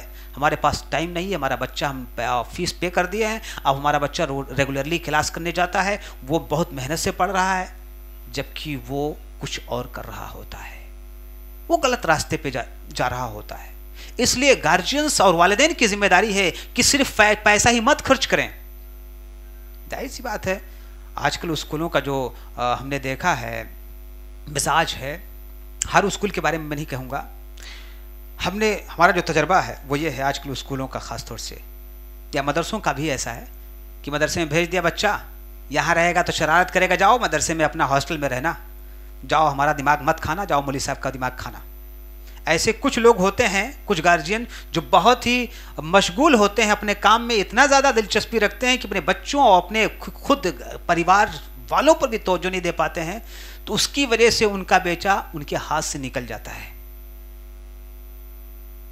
टाइम नहीं दे पा रहे। इसलिए गार्जियंस से गुजारिश यही है कि आप पैसा खर्च करें तो आप अपने बच्चे की तरबियत, आप अपने बच्चे की प्रोग्रेस रिपोर्ट और प्रोग्रेस को देखते रहें, चेक करते रहें, ताकि आप ऐसा वक्त ना आए कि आज पैसा कमाने के चक्कर में अपने बच्चे को नहीं देख पा रहे हैं, कल वही बच्चा आपके लिए इस दुनिया का सबसे बड़ा अजाब बन जाए। उसके अलावा कुछ ऐसे लोग होते हैं जो गार्जियन होते हैं, जो बेचारे उनके पास पैसे नहीं होते हैं कि वो तालीम के लिए अपने बच्चों को भेज सकें, गोया कि इफरात और तफरीत के शिकार हैं लोग। उसके अलावा दो जो चीज़ है वो ये है कि अगर लड़का है तो गार्जियंस उसको कैपिटल समझते हैं। मान लीजिए कि गार्जियन किसी काम में मशगूल है, उसके काम वो अकेला पढ़ रहा है गार्जियन, या अकेला कमाने वाला है, तो अकेला कमाने वाला होने की वजह से वो ये समझता है कि हमारे घर में एक बेटा है या बेटी है, जल्दी से वो 12 साल का 15 साल का हो जाए और हम उसको कहीं किसी दुकान पे सेट कर दें, किसी होटल पे कम सेट कर दें, 5,000 रुपये तो मंथली कम से कम लेकर आएगा। तो गार्जियन की एक सोच ये है कि हमारी औलाद हमारे लिए कैपिटल है। तो जाहिर सी बात है, अगर गार्जियन की ये सोच होगी तो यकीनन तालीमी मेयार बढ़ेगा नहीं, घटेगा। इसलिए इस सोच को अपने दिमाग से निकालना होगा। उसके अलावा तालीम के लिए मुनासिब रहनुमाई भी नहीं होती उनके यहाँ, जबकि बसा औकात ऐसा होना चाहिए कि अपने बच्चों के साथ बैठना चाहिए, उनको समझाना चाहिए, ज़िंदगी के अपने तजर्बात बताने चाहिए कि बेटा आप ऐसा करोगे तो ऐसा होगा, आप पढ़ोगे तो आगे बढ़ोगे, नहीं पढ़ोगे अपना वक्त ज़ाय करोगे तो इस दुनिया में कोई आपकी मदद करने वाला नहीं रहेगा, कोई आपको बचाने वाला नहीं रहेगा। इस दुनिया में आप चैलेंजेस आपको खुद फेस करने होंगे। अल्लाह रब्बुल आलमीन तो आपकी मदद करने वाला हर मोड़ पर रहेगा अगर आपका अकीदा, आपका तवक्कुल मजबूत रहेगा, इसमें कोई शक की बात नहीं। लेकिन आपको सारे चैलेंजेस खुद फेस करने होंगे। उसके अलावा घरों का गैर तालीम दोस्त होना, गैर तालीम दोस्त माहौल यानी फ्रेंडली एजुकेशनल इन्वायरमेंट नहीं है घर का।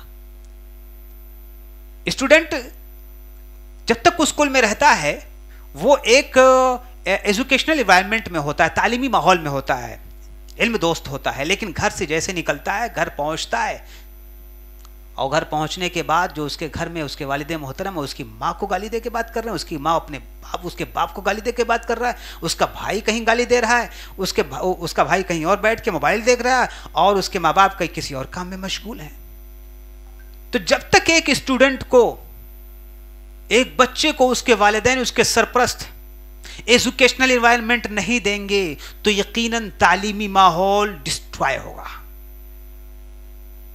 उठेगा नहीं, कामयाब नहीं होगा, तरक्की नहीं होगी, सिवाय बर्बादी के। इसलिए तालीमी गिरावट के अंदर तालीमी मेयार की गिरावट का सबसे बड़ा सबब है। आज मैं देखता हूँ खुद ही कि हम लोगों को कभी ज़रूरत पड़ती है गार्जियन से मुलाकात करने की, तो गार्जियन के बाद बार बार फ़ोन करते रहो, बार बार फ़ोन करते रहो, ठीक आ रहा हूँ, ठीक आ रहा हूँ, अभी सर कुछ मशगूलियत है नहीं आ पा रहा हूँ, कुछ जिम्मेदारियाँ नहीं आ पा रहा हूँ। तो गार्जियन से मुलाकात करने की अगर ज़रूरत भी पड़ती है तो बार बार फ़ोन्स उनके पास पहुँचते हैं, उसके बावजूद भी नहीं पहुँच पाते हैं, गोया कि वो अपने बच्चे को लेकर संजीदा नहीं है। इसलिए जब तक गार्जियन संजीदा नहीं होंगे तालीम को लेकर, तब तक तालीमी मेयार ऊंचा नहीं हो सकेगा। उसके अलावा जो अगली पॉइंट है, हुकूमती पॉलिसियों की नाकामी। आप देख सकते हैं अगली पॉइंट जो है हुकूमती पॉलिसियों की नाकामी। तालीमी बजट में कमी, इसमें 3 पॉइंट हमने जिक्र की है। तालीमी बजट में कमी, नंबर 2 गैर मुअत्थिर तालीमी पॉलिसियां और हुकूमत की अदम संजीदगी, नंबर 3 तालीमी इदारों की निगरानी का फुकदान। आप देखेंगे टोनी ब्लेयर का नाम सुने होंगे, और इस दुनिया के अंदर कुछ ऐसी कंट्रीज़ हैं, कुछ ऐसे ममालिक हैं जो अपने जीडीपी का अच्छा खासा परसेंट तालीम पर खर्च करते हैं, अच्छा खासा परसेंट तालीम परसेंटेज खर्च करते हैं, यानी अपने बजट का अच्छा खासा परसेंटेज तालीम एजुकेशन पर खर्च करते हैं। टोनी ब्लेयर का नाम सुना होगा। जब वो आदमी जीत कर आता है तो कि कोई ये जो जर्नलिस्ट होता है उससे पूछता है कि आप तो यहाँ के प्रेसिडेंट बन रहे हैं, आपका सबसे इम्पोर्टेंट काम क्या होगा, आपकी प्रायोरिटी क्या होगी? तो उसने 3 मर्तबा कहा था एजुकेशन, एजुकेशन, एजुकेशन। यहां पे उसके जिक्र करने का जो मेन मकसद है वो ये है कि जो हुकूमतें तालीम को लेकर संजीदा नहीं होती हैं वो किसी भी मैदान में कामयाब नहीं हो पाती हैं। इसलिए हुकूमतों को अच्छा खासा बजट देना होगा। अगर आप बखीली से काम कर रहे हैं, चाहे उसका ताल्लुक हुकूमत से है, चाहे उसका ताल्लुक नौजवान से है, यह बात भी नोट कर लें। अगर नौजवान भी अगर पैसों पर सांप बन के बैठे हैं तो आप कान खोलकर सुन लीजिए, माफ कीजिएगा थोड़ा सख्त हो रहा है, माफ कीजिएगा, अगर पैसे पर सांप बन के बैठे हैं तो आप पैसा खर्च कीजिए तालीम के मैदान में। पैसा खर्च करेंगे तभी आपकी कौम तरक्की करेगी, और अगर पैसा सैद सैद कर रखेंगे तो आपकी कौम तरक्की नहीं कर सकती। आप लाख अपना खुलूस दिखाएं, लाख डडूरा पीटें कि हम बहुत काम कर रहे हैं, बहुत काम कर रहे हैं, हमने बिल्डिंग खड़ी कर दी, हमने ये खड़ी कर दी, और तलबा के तरक्की के लिए आप पैसा खर्च ना करें तो यकीनन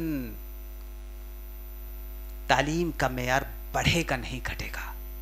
तो हुकूमतें, चाहे हुकूमती इदारे हों या हुकूमतें हों, चाहे प्राइवेट इदारे हों, कोई भी हो, कोई शख्सियत हो, अगर वो तालीमी मेयार को बढ़ाना चाहता है, या इवन की गार्जियन अगर अपने बच्चे की तालीमी मेयार को बढ़ाना चाहते हैं, या अपने मुल्क के अंदर तालीमी मेयार को बढ़ाना चाहते हैं, या अपने स्कूल के अंदर, अपने मदरसे के अंदर तालीमी मेयार को आगे बढ़ाना चाहते हैं, तो आप अपने बजट को बिल्कुल सखावत के साथ खर्च करना होगा, पैसों को खर्च करना होगा। वरना अगर वकीली से काम लिया तो यूँ समझिए कि टाइम पास है, आप तालीमी मेयार बढ़ा नहीं रहे हैं। आप देखिए रेशियो देखिए, कई सालों तक हमारी इवन कि हमारी इंडियन गवर्नमेंट भी थोड़ा आज नई रिपोर्ट के अकॉर्डिंग टू न्यू रिपोर्ट, जैसा कि मैं पाया हूँ फ़िलहाल कि एक रिपोर्ट में उसका तस्करा है कि गवर्नमेंट बिल्कुल संजीदा है तालीम को लेकर। बाकी मैं नहीं जानता हूँ कितनी संजीदा है, उसके बारे में हम बाद में डिस्कशन करेंगे इंशाल्लाह। जब वो अभी इस लेक्चर के बाद लास्ट में मैं इसका तस्करा करूँगा कि NEP नेशनल एजुकेशन पॉलिसी 2020 उसमें क्या खास चीज़ें हैं, जब मैं उसका तस्करा करूँगा तो उस पर हम वहाँ पे बातें करेंगे। तो गवर्नमेंट तालीमी बजट में कमी, और उसके अलावा गैर मौसर तालीमी पॉलिसियाँ और हुकूमत की अदम संजीदगी, तालीमी अदारों की निगरानी का फुकतान। तो मैंने अभी ये पॉइंट का जिक्र किया, तालीमी बजट में कमी। तालीमी बजट में कमी, यकीनन अगर तालीमी बजट में आप कम करते जाएंगे तो यकीनन तालीमी मेयार आगे नहीं बढ़ पाएगा। हम लोग जब JNU में रहते थे, जवाहरलाल नेहरू यूनिवर्सिटी से, अल्हम्दुलिल्लाह हमारी पढ़ाई वहीं से हुई है, तो वहाँ के जो VC वाइस चांसलर होते थे उनके बारे में लोग बताते थे, जब हम लोग ये कहते थे कि जवाहरलाल नेहरू यूनिवर्सिटी क्यों इतने मतलब उसका स्टैंडर्ड इतना हाई है, और फलां यूनिवर्सिटी वो भी यूनिवर्सिटी है, उसको भी बजट मिलते हैं, सारी चीज़ें, सारी फैसिलिटीज़ मिलते हैं, तो आखिर क्या वजह है। तो कुछ लोगों ने बताया, जैसा कि कुछ प्रोफेसर्स से बातें हुई थी उस ज़माने में, आज से तकरीबन 15 साल पहले की बात मैं कर रहा हूँ, उस ज़माने में लोगों ने बताया कि जो वाइस चांसलर होता है यहाँ का, जो भी वाइस चांसलर होता है, वो बजट को खर्च करने में फ़ख्र महसूस करता है। बजट बच जाता है तो गवर्नमेंट को वापस नहीं करता है। और कुछ यूनिवर्सिटी के वाइस चांसलर होते हैं कि हुकूमत की चापलूसी के चक्कर में, माफ कीजिएगा थोड़ा सख्त है, चापलूसी के चक्कर में वो जो बजट बच जाता है स्टूडेंट्स एंड टीचर्स पर या इंफ्रास्ट्रक्चर पर खर्च करने के बजाय वो चापलूसी के चक्कर में बजट वापस कर देते हैं। कुछ लोग होते हैं जिसका नुकसान तलबा को, असातिज़ा को और दूसरे मुलाजिमीन को भुगतना पड़ता है। इसलिए बजट आप अगर निकालते हैं तालीम के लिए तो एक बहुत अच्छी चीज़ है। उसके अलावा गैर मौसर तालीमी पॉलिसियाँ, गवर्नमेंट चाहती है कि हमारा हर नागरिक पढ़ा लिखा हो जाए, हर बच्चा पढ़ा लिखा हो जाए, उसके कंट्री में कोई अनपढ़ ना रहे, कोई जाहिल ना रहे। यहाँ तक कि गवर्नमेंट ये भी पॉलिसी लाई है कि 6 साल से लेकर 14 साल के बच्चों को मुफ्त तालीमात फराहम की जाए। लेकिन आप देखिए क्या वो बच्चा मुफ्त तालीम पाता है, क्या क्वालिटी एजुकेशन पाता है? आप खुद जाके जायज़ा ले लीजिए। मैं कुछ नहीं कहूँगा, गवर्नमेंट तो चाहती है, लेकिन क्या 6 से 14 साल के बच्चे मुफ्त तालीमात पाते हैं? अगर पाते हैं तो बहुत अच्छी बात है, अगर नहीं पाते हैं तो ये एक कमी है। और उसके अलावा कुछ जो पॉलिसियाँ होती हैं, जैसे राइट टू एजुकेशन है, राइट टू एजुकेशन, तालीम का हक हर किसी को है। लेकिन राइट टू एजुकेशन जब से आया है, जब से उसकी एक सबसे बड़ी जो कमी है कि आप किसी बच्चे को मार नहीं सकते, किसी बच्चे को घूर नहीं सकते, किसी बच्चे को डांट नहीं सकते, किसी बच्चे पे कोई शब्द नहीं कह सकते। ठीक है, यहां तक तो ठीक है, लेकिन इसके चक्कर में क्या हो रहा है जानते हैं? ये बच्चे सर पे चढ़ जाते हैं, बच्चे सर पे चढ़ जाते हैं। बात मामला इफराद और तफरीद का है। जब मारने की इजाजत थी तो कुछ लोग, मैं उनको टीचर नहीं कहूंगा, बिल्कुल बेईमाना और वहशियाना अंदाज में अपने बच्चों को पीटना शुरू कर देते थे, अपना हक समझते थे मारना। लेकिन जब से गवर्नमेंट ने इस चीज पर बैन किया है, उसका मनफी असर यह हो रहा है कि स्टूडेंट को क्लास में हम तो डांट नहीं सकते, हम तो बोल नहीं सकते, लेकिन खुद तलबा असातिज़ा को हल्का समझने लगते हैं, क्योंकि डांटने का असर है। खुद हमारे नबी सल्लल्लाहु अलैहि वसल्लम ने तरबियत के उसूल में से एक उसूल ये भी बताया है कि आप मार सकते हैं, लेकिन मारना है तो कहाँ तक मारना है? आपको चेहरे पे नहीं मारना है, आपको चेहरे पे नहीं मारना है, आपको सर वाले इस एरिया में जो बहुत सारी मशीन यहाँ काम करती है उस पर नहीं मारना है, आपको बॉडी के ऐसे पार्ट में नहीं मारना है कि मार की वजह से वो पार्ट मुतासिर हो जाए, वो पार्ट खराब हो जाए। नहीं मारना है ऐसी जगह, आपको ऐसी जगह मारना है, लेकिन मारना भी है तो ऐसे अंदाज में मारना है कि उस तालिबे इल्म की जिंदगी पे कुछ असर पड़े। ये ना हो कि आप मारते जा रहे हैं और वो ढीठ होता जा रहा है, ऐसा नहीं। तो इसलिए राइट टू एजुकेशन जो पॉलिसी गवर्नमेंट ने दी है, वो राइट टू एजुकेशन पॉलिसी अपनी जगह पे बहुत अच्छी है, लेकिन ये बात कि स्टूडेंट को आप मार नहीं सकते हैं, ऐसे ऐसे वाकयात पेश आए हैं कि अगर टीचर ने मार दिया स्टूडेंट को, वो जाके FIR कर दिया। FIR करने के बाद क्या हुआ कि टीचर बेचारा परेशान है। टीचर तो उसके खुलूस की वजह से, उसके फायदे की वजह से उसको टोका, उसको मारा, उसकी तंबीह की, लेकिन बाद में फंसा कौन? बेचारा टीचर फंसा। इसलिए माफ कीजिएगा, बच्चों की तंबीह के लिए अगर कुछ मारने की भी हल्का फुल्की जरूरत पड़े तो वो होनी चाहिए। मैं नहीं कहता हूं कि आप वाशियाना या बहीमाना अंदाज में मारिए, लेकिन गवर्नमेंट का इस पर रोक लगाने की वजह से फिलहाल असर यह है, आप जाके जायजा ले सकते हैं कि उस स्कूल के अंदर टीचर डांट नहीं सकता, मदरसे में कोई डांट नहीं सकता, जिसका यही मनफी असर है कि बच्चे बिल्कुल बेफिक्र हो गए हैं, गैर संजीदा है तालीम को लेकर। खैर, उसके अलावा तालीमी इदारों की निगरानी का फुकदान। तालीमी इदारे बहुत सारे हैं, लेकिन कुछ लोग जो गद्दी पे बैठते हैं उनको गद्दी पे बैठने की आदत हो जाती है, वो बाहर निकल के बिल्कुल फील्ड में नहीं जाना चाहते हैं, वो कुर्सी तोड़ेंगे, कुर्सी पे बैठे रहेंगे, टेंशन फ्री हो गए, उनको किसी चीज़ से मतलब नहीं है। इसलिए कुल्लुकुम राइन व कुल्लुकुम मसऊलुन अन रइयती। अल्लाह के रसूल सल्लल्लाहु अलैहि वसल्लम की हदीस है कि आप में से हर शख्स राई है और अपने जिम्मेदारी, हर शख्स जिम्मेदार है और उसके जिम्मेदारी को लेकर उससे सवाल किया जाएगा। अगर आप बाप हैं तो आपके बाप होने, माँ है माँ होने, भाई हैं भाई होने, उस्ताद है उस्ताद होने, तालिब इल्म है तालिब इल्म होने की हैसियत से आपसे अल्लाह रब्बुल आलमीन सवाल करेगा। इसलिए जो जिसकी जिम्मेदारी है, अगर प्रिंसिपल हैं तो उसके प्रिंसिपलशिप की बुनियाद पर सवाल किया जाएगा, अगर वो मैनेजर हैं तो मैनेजरशिप की बुनियाद पर उसे सवाल किया जाएगा, प्रेसिडेंट हैं तो प्रेसिडेंट होने की हैसियत से उनसे सवाल किया जाएगा। आप यूँ समझिए कि ओहदा दिया गया है, ये एक जिम्मेदारी है और जिम्मेदारी को अदा करना होगा। इसलिए तमाम जिम्मेदारियां, चाहे छोटी जिम्मेदारी हो चाहे बड़ी जिम्मेदारी हो, उसके अदा करने की जिम्मेदारी हमारी है और हमारी जिम्मेदारी से अल्लाह रब्बुल आलमीन हमसे ही सवाल करेगा। उसके अलावा शफाफियत और करप्शन। बहुत सारे ऐसे इदारे होते हैं, ऐसे इदारे हैं, ऐसे स्कूल्स या मदारिस हैं जहाँ पे शफाफियत नहीं पाई जाती और करप्शन बहुत ज़्यादा होता है।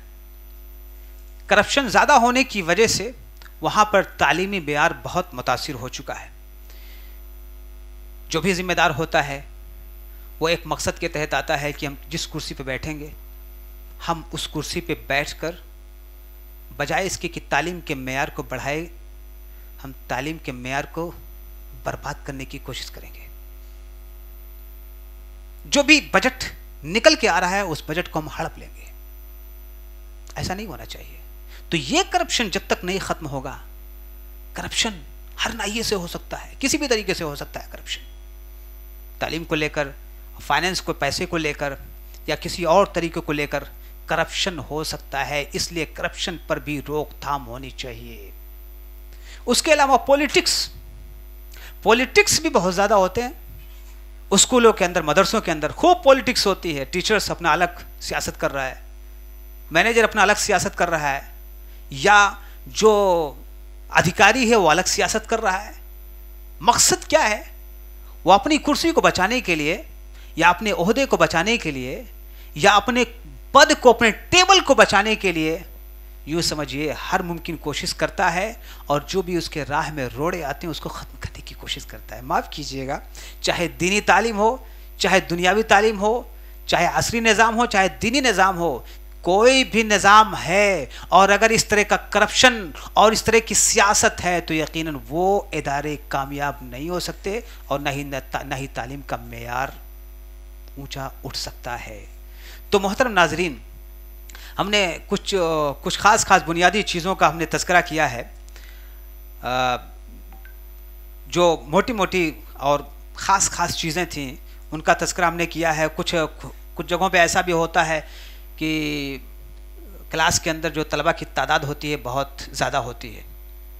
तलबा की तादाद का एक मेयार होना चाहिए। तलबा की तादाद अगर ज़्यादा है किसी मदरसे में या किसी स्कूल के अंदर, तो जाहिर सी बात है एजुकेशन या तालीम का अमल बहुस्न खूबी अंजाम नहीं होगा, बहुस्न खूबी अंजाम नहीं पाएगा। वजह यह है कि अगर बच्चों को होमवर्क दे रहे हैं, अगर एक क्लास में 30 बच्चों को होना चाहिए, अगर 60 बच्चे हैं और घंटी 40 मिनट की या 30 मिनट की है, तो आप बताइए एक बच्चे के ऊपर कितना वक्त देंगे? जाहिर सी बात है आप ज़्यादा वक्त नहीं दे पाएंगे। इसलिए क्लासरूम में अगर ज़्यादा बच्चे अगर हैं तो उसकी वजह से टीचिंग पे असर पड़ता है, तालीम पे असर पड़ता है। कम स्टूडेंट होंगे, ज़्यादा से ज़्यादा स्टूडेंट को हम टाइम दे पाएंगे, तो इसलिए तालीमी मेयार हमारा बढ़ेगा इंशाल्लाह। और उसके अलावा हमने देखा है कि टीचर जो क्लास में पढ़ाता है वही चीज़ स्टूडेंट सिर्फ पढ़ता है, बाकी उससे किसी चीज़ से कोई मतलब नहीं। एक टीचर की जिम्मेदारी बनती है कि गैर निसाबी किताबों की तरफ, गैर निसाबी एक्टिविटीज़ की तरफ भी तालिबे इल्म की तवज्जो लेकर जाए। तालिबे इल्म को दूसरों किताबों को, यानी जो मुआविन किताबें उसको पढ़ने की तरफ भी तवज्जो दे। जैसे लाइब्रेरी हो, स्कूल के अंदर लाइब्रेरी होनी चाहिए, सेंट्रल लाइब्रेरी, कुछ स्टूडेंट्स की लाइब्रेरी होनी चाहिए। तो लाइब्रेरी से बच्चे क्या हो गए, एक एजुकेशनल इन्वायरमेंट बनेगा, तालीमी माहौल बनेगा, किताबें निकाल कर बच्चे इशू करके लेके आएंगे। और अल्लाह का शुक्र है हमारे यहाँ 3 किस्म की लाइब्रेरी हैं। एक बच्चों की अलग लाइब्रेरी है, और एक NCERT की अलग लाइब्रेरी है, एक सेंट्रल लाइब्रेरी अलग है। सेंट्रल लाइब्रेरी अल्हम्दुलिल्लाह उस पर जिम्मेदार मुतय्यन किए गए हैं, टाइम से खुलती है और टाइम से बंद होती है। जो स्टूडेंट्स की लाइब्रेरी है वो स्टूडेंट की लाइब्रेरी भी बच्चे उसको डील करते हैं और अपने टाइम से खोलते हैं और टाइम से बंद करते हैं। NCERT लाइब्रेरी जिसके अंदर मुख्तलिफ सब्जेक्ट की किताबें रखी हुई हैं, तलबा को ज़रूरत पड़ती है तो वो किताबें उनके लिए भी निकाल कर दी जाती हैं अगर ज़रूरत महसूस करते हैं तो। उसके अलावा बहुत सारे ऐसे इदारे हैं जो जहाँ पे वही रिवायती सिस्टम है। रिवायती सिस्टम यानी तदरीस का रिवायती सिस्टम, मतलब देखिए रिवायती सिस्टम वहाँ तक ठीक है जहाँ तक मुनासिब है, लेकिन रिवायती सिस्टम को छोड़कर अगर तख्लीकी कोई सिस्टम हो वो बेहतर है। तकलीदी नहीं होना चाहिए, तख्लीकी होना चाहिए। रिवायती सिस्टम से हट के एक टीचर को अपने अंदाज में पढ़ाने का हक या उनको आज़ादी मिलनी चाहिए।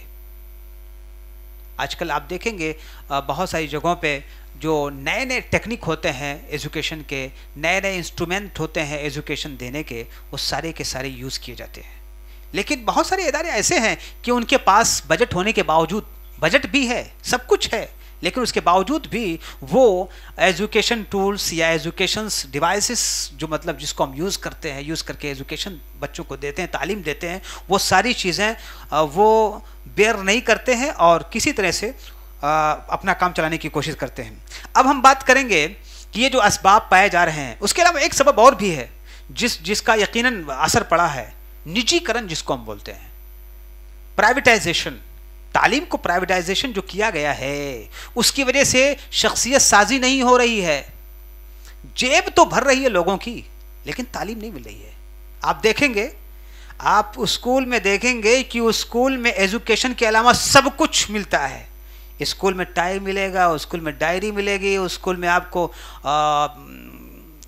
कपड़े यानी यूनिफॉर्म मिलेंगे और किताबें भी मिलेंगी, लेकिन एजुकेशन किताबें तो हाई हाई लेवल की हैं, सब एक से ज़बरदस्त किताबें, इसमें कोई शक की बात नहीं, लेकिन एजुकेशन नहीं है। एजुकेशन के अलावा बच्चा अपने पीठ पर एक लोड लेकर जाता है तालीम के नाम पर, लेकिन तालीम नहीं लेकर आता है। उसकी जिंदगी में किसी भी किस्म का सुधार नहीं आता है। उसकी रूह के अंदर सिवाय बदलाव आने के उसके रूह के अंदर बिगाड़ पैदा होता है। तो माफ़ कीजिए, अगर तालीम के ज़रिए से एक स्टूडेंट को अपना मकसद वजूद समझ में ना आए तो ऐसे तालीम को मेरे ख्याल से ये कह देना चाहिए, go to hell. Go to hell मैं वो शब्द नहीं कहना चाहूँगा, मैं ये कहूँगा कि गो टू हेल। मोहतरम नाजरीन, अब तक हमने ये देखा कि क्या क्या असबाब हैं तालीम की गिरावट के। अब हम देखने की ये कोशिश करेंगे कि इसके तदारुक क्या है, इसको हम कैसे हल करेंगे। बहुत जल्द ही बड़ी तेज़ी के साथ हम गुजरेंगे इंशाल्लाह, और इसको हर मुमकिन कम से कम वक्त में इसको समझाने की कोशिश करेंगे। जबकि हमने तदारुक भी बता दिया है कि जितनी भी चीज़ें हमने असबाब के तौर पर तज़किरा किया है, अगर उन असबाब का जो मनफी असर पड़ रहा है अगर उसको हम मुस्बत में चेंज कर दे तो इंशाल्लाह हमारा तालीमी मेयार इंशाल्लाह बढ़ जाएगा। आइए देखते हैं कि तदारुक क्या है, कि निसाब में बेहतरी हम कैसे ला सकते हैं। निसाब में बेहतरी, जदीद और मेयारी निसाब की तश्कील की जाए। निसाब को अमली और हुनर पर मबनी बनाना होगा। यहाँ पे ये पॉइंट बहुत अहम है कि जो नेशनल एजुकेशन पॉलिसी है उस 2020 वाली 2020 वाली जो नेशनल एजुकेशन पॉलिसी यानी कौमी तालीमी पॉलिसी है, इस तालीमी पॉलिसी के अकॉर्डिंग तालीम ऐसी होनी चाहिए, निसाब ऐसा होना चाहिए जो हालात के मुताबिक हो। एक मिसाल मैं देके आपको समझाने की कोशिश करूँगा। मोहतरम नाजरीन, आप स्मार्टफोन इस्तेमाल करते हैं, बिल्कुल इस्तेमाल करते हैं, तकरीबन लोग इस्तेमाल करते हैं। आप एक एप्लीकेशन को एक महीने में अगर अपडेट ना करें तो क्या होगा? आपकी मोबाइल में बहुत सारे एप्लीकेशंस हैं। मोबाइल की मिसाल देके आपको क्या मैं समझाने की कोशिश कर रहा हूं। आप मोबाइल इस्तेमाल करते हैं, मोबाइल में बहुत सारे एप्लीकेशंस हैं। उस एप्लीकेशंस को अगर अपडेट ना करें, वक्त और हालात के मुताबिक ना बनाएं तो क्या होगा? आपका मोबाइल, आप जवाब दे सकते हैं कि आपका मोबाइल हैंग हो जाएगा, आपका मोबाइल खुद ब खुद ऑटोमेटिक चलना शुरू हो जाएगा, आप कुछ दबाएंगे भी नहीं, दबाएंगे कुछ और चलेगा कुछ। तो इसलिए अगर वक्त के साथ, हालात के साथ अगर कदम से कदम मिला के नहीं चलेंगे तो आपका तालीमी मेयार क्या, आपका खुद का स्टैंडर्ड भी नहीं स्ट्रांग होगा, आपका खुद का स्टैंडर्ड नहीं बढ़ेगा, पीछे रह जाएंगे, बहुत पीछे रह जाएंगे। माफ़ कीजिएगा, एक बात मैं कहता हूँ, अकायद के मामले में, फ़राइज़ के मामले में, दीन के मामले में और इबादत के मामले में अल्लाह रब्बुल आलमीन ने सारी चीज़ों को फिक्स कर दिया है। नोट कर लीजिए दिमाग में। इबादत के मामले में, अकायद के मामले में अल्लाह रब्बुल आलमीन ने सारी चीज़ों को फिक्स कर रखा है कि वो फिक्स रहेंगी, क़यामत तक कोई बदलाव नहीं होगा। लेकिन मामलात, चीज़ें, आपको अल्लाह रब्बुल आलमीन कोई क्रिएटिव हैं, कोई नई चीज़ पैदा कर रहे हैं, कोई नई चीज़ बना रहे हैं, तो अल्लाह रब्बुल आलमीन नहीं मना कर रहा है। वो तो कहता है कि आप जिस तरह चाहो मामलात में, जिस तरह चाहो उमूर में, चीज़ों में, जिस तरह से चाहे जिस तरह से रहें, लेकिन वो हराम चीज़ों से उसका टकराव नहीं होना चाहिए। तो अगर हमारे निसाब जदीद और मेयारी निसाब जो हम बताना चाह रहे हैं कि निसाब में जो बेहतरी लानी है, अगर हालात के मुताबिक हों, हम अपने सब्जेक्ट पढ़ाएं, बिल्कुल अकायद की चीज़ें पढ़ाएं और इबादत की बातें पढ़ाएं, लेकिन जो दुनियावी तकाज़े हैं, जाहिर सी बात है इस दुनिया के अंदर, दुनिया का तकाज़ा यह है कि हम इस दुनिया में जी रहे हैं तो ऑक्सीजन की हमें ज़रूरत पड़ेगी, हम इस दुनिया में जी रहे हैं तो आग की ज़रूरत पड़ेगी, इस दुनिया में जी रहे हैं तो हमें जाहिर सी बात है जाके मार्केट में जाना होगा, कुछ सामान खरीदने होंगे। अगर बुनियादी मैथमेटिक्स नहीं जानते हैं तो दुकानदार भी ठग लेगा, कोई भी हमको ठग सकता है। इसलिए दुनिया के अंदर रहना है तो दुनिया के अंदर जाहिर सी बात है हमें खाना है, पीना है, रहना है, सहना है, कपड़ा, यानी खाना, कपड़ा, मकान और तालीम, ये 4 बुनियादी चीज़ों के इंतज़ाम के लिए हमें कुछ ना कुछ करना पड़ेगा। इसलिए इन चीज़ों के इंतज़ाम के लिए हम जो कुछ भी सीख सकें हमें सीखना चाहिए। इसलिए चाहे मदारिस का निसाब हो, इसलिए चाहे वो स्कूल का निसाब हो, बिल्कुल स्ट्रांग होना चाहिए, हालात के मुताबिक होना चाहिए। और हमें अपने बच्चों को हालात के कदम से कदम मिलाकर सिखाना चाहिए कि हमें कैसे चलना है, कैसे ज़िंदगी गुजारना है। इसलिए निसाब जो है हमें बहुत कुछ सिखाता है। जैसे इन्वायरमेंट, एक बात और बताता चलूँ मोहतरम नाजरीन, अगर ये सब सब्जेक्ट जो इसको हम आसरी बोलते हैं ना, अगर ये आसरी मज़ामीन हम नहीं सीखेंगे तो यकीनन अल्लाह रब्बुल आलमीन से कुर्बत नहीं हो पाएगी। क्योंकि किसी एक बहुत बड़े मुफक्किर का कहना है कि the more you understand science, आप जितने साइंस को समझेंगे, the more you study science, आप जितने ज़्यादा साइंस का स्टडी करेंगे, the more you understand the versus of the Holi Quran. आप जितने ज़्यादा साइंस को पढ़ेंगे उतने ज़्यादा कुरान की इस आयात को समझने के काबिल होंगे। मैं नहीं कह रहा हूँ कि साइंसी के ज़रिए से आप कुरान को समझ सकते हैं, बहुत सारे तरीके हैं, बहुत सारे तरीके हैं, आप समझ सकते हैं कुरान की आयत को। लेकिन साइंस जो आपको कुरान की आयत को समझने में मदद करेगी, ये सब्जेक्ट साइंस हो गया, इन्वायरमेंट साइंस हो गया, मैथमेटिक्स हो गया, हिस्ट्री हो गया, जियोग्राफी हो गया, ये सारे जितने सब्जेक्ट हैं, सारे सब्जेक्ट आपको कुरान फहमी में मददगार साबित होंगे इंशाअल्लाह। इसलिए चाहे मदारिस का निसाब हो, चाहे स्कूल का, जदीद और मेयारी स्टैंडर्ड निसाब सिलेबस होना चाहिए। और उस सिलेबस को बनाने के लिए हर इदारे को एक कमेटी तश्कील दे देना चाहिए, एक कमेटी जिसको हम निसाबी कमेटी कह सकते हैं या तालीमी कमेटी कह सकते हैं। आप उसमें 6-7 लोगों को रखिए और वो जिम्मेदारी दे दीजिए। हर साल के शुरू में जब यानी एकेडमिक ईयर शुरू हो, आप शुरू में वो जो तालीमी कमेटी है या तालीमी निसाब को सेट करने वाली जो कमेटी है वो गौर करे। नई चीज़ अगर मार्केट में आ गई है तो उसको भी इंट्रोड्यूस करे, उसको भी समझाने की कोशिश करे। तो जदीद और मेयारी निसाब की तश्कील होनी चाहिए। और निसाब को अमली का मतलब होता है प्रैक्टिकल और हुनर पर मबनी, वोकेशनल। यानी जो निसाब हो, आपका सिलेबस हो, वो प्रैक्टिकल हो। ऐसा ना हो कि कुछ ऐसी फलसफियाना बातें पढ़ा रहा हूं जिसका क्या नाम है इस धरती पे वजूद ही ना हो। आसमानी बातें सब तस्करा की जा रही। आसमानी बातों मतलब आसमानी बातें जिसकी कोई हकीकत ना हो। जमीन पे रहना है तो जमीन से चिपक के रहना है और जमीन के मसाइल पे हमें डिस्कशन करना है, जमीन के मामलात को हमें समझने की कोशिश करना है। तो इसलिए हमारा निसाब ऐसा हो जो प्रैक्टिकल हो एंड वोकेशनल हो, हुनर पर मबनी हो। मतलब यह कि हमें यह भी सोच के चलना है, इसमें कोई शक की बात नहीं कि रोजी देने वाला अल्लाह रब्बुल आलमीन है, इसमें कोई शक की बात नहीं। रोजी देने वाला अल्लाह रब्बुल आलमीन है। लेकिन रोजी को हासिल करने के लिए अल्लाह रब्बुल आलमीन ये नहीं कहता है कि घर में बैठे रहो, क्लासरूम में बैठे रहो, किताबें जाकर रटते रहो, आपको रोजी मिल जाएगी। आपको उसके तकाजे पूरे करने होंगे, उसको उसके हासिल करने के जो उसूल और ज़ाब्ते हैं उसको अपनाने पड़ेंगे। इसलिए हम जो भी सिलेबस रखें, चाहे मदरसे का सिलेबस हो, चाहे स्कूल का सिलेबस हो, हम ये भी सोच के चलें कि हमारा बच्चा निकलने के बाद वो किस प्रोफेशन में जाएगा। बहुत सारे लोग सोचेंगे कि मौलवी साहब फाजिल हो गए, फारिग हो गए, फजीलत कर लिया, आलमियत कर लिया, अब जाएंगे किसी मस्जिद के इमाम बनेंगे। इसमें कोई शक की बात नहीं। बहुत ही दुनिया का सबसे रॉयल प्रोफेशन मुअज्जिन बनना है, रॉयल प्रोफेशन इमाम बनना है, रॉयल प्रोफेशन टीचर बनना है, आलिम दीन बनना है, ख़तीब बनना है। इसमें कोई शक की बात नहीं। लेकिन आपको ये भी सोचना है कि मौलवी साहब के भी बच्चे होंगे, इमाम साहब के भी बच्चे होंगे, ख़तीब मोहतरम के भी बच्चे होंगे। और आज के दौर में तर्ज़ ज़िंदगी इतना आसान नहीं है, लिविंग स्टैंडर्ड इतना लो नहीं है कि हर आदमी रह लेगा, बड़ा मुश्किल होता जा रहा है। मौलवी साहब के भी बच्चे हैं, उनको भी ज़रूरत पड़ सकती है खाने की। ख़तीब मोहतरम के भी बच्चे हैं, उनको भी ऑपरेशन की ज़रूरत पड़ सकती है, वो भी, उनके बच्चे भी बीमार होंगे, वो भी इसी इन्वायरमेंट में रहते हैं, वो भी यही केमिकल वाला खाना खाते हैं। तो जब जाहिर सी बात है खाएंगे तो बीमार होंगे तो पैसे की ज़रूरत पड़ेगी, डॉक्टर के पास जाएंगे। फ्री में कोई इलाज नहीं करने वाला है। हैं, अल्लाह के बंदे हैं, बहुत सारे अल्लाह के बंदे हैं जो फ्री में इलाज भी करते हैं, फ्री में एजुकेशन देते हैं, सब कुछ करते हैं, लेकिन दुनिया में रहने के लिए हमारे पास पैसे की भी ज़रूरत है। यकीनन बहुत साफ लफ्ज़ों में कह रहा हूँ कि अगर आपको मिर्ज़ा हादीपुरा जाना है, अगर आपकी जेब में 1 रुपया ना हो तो आपकी कोई मदद करने के लिए आगे नहीं बढ़ेगा। आइए आइए लीजिए पैसा लीजिए, नहीं, कोई नहीं आपको पूछने वाला है।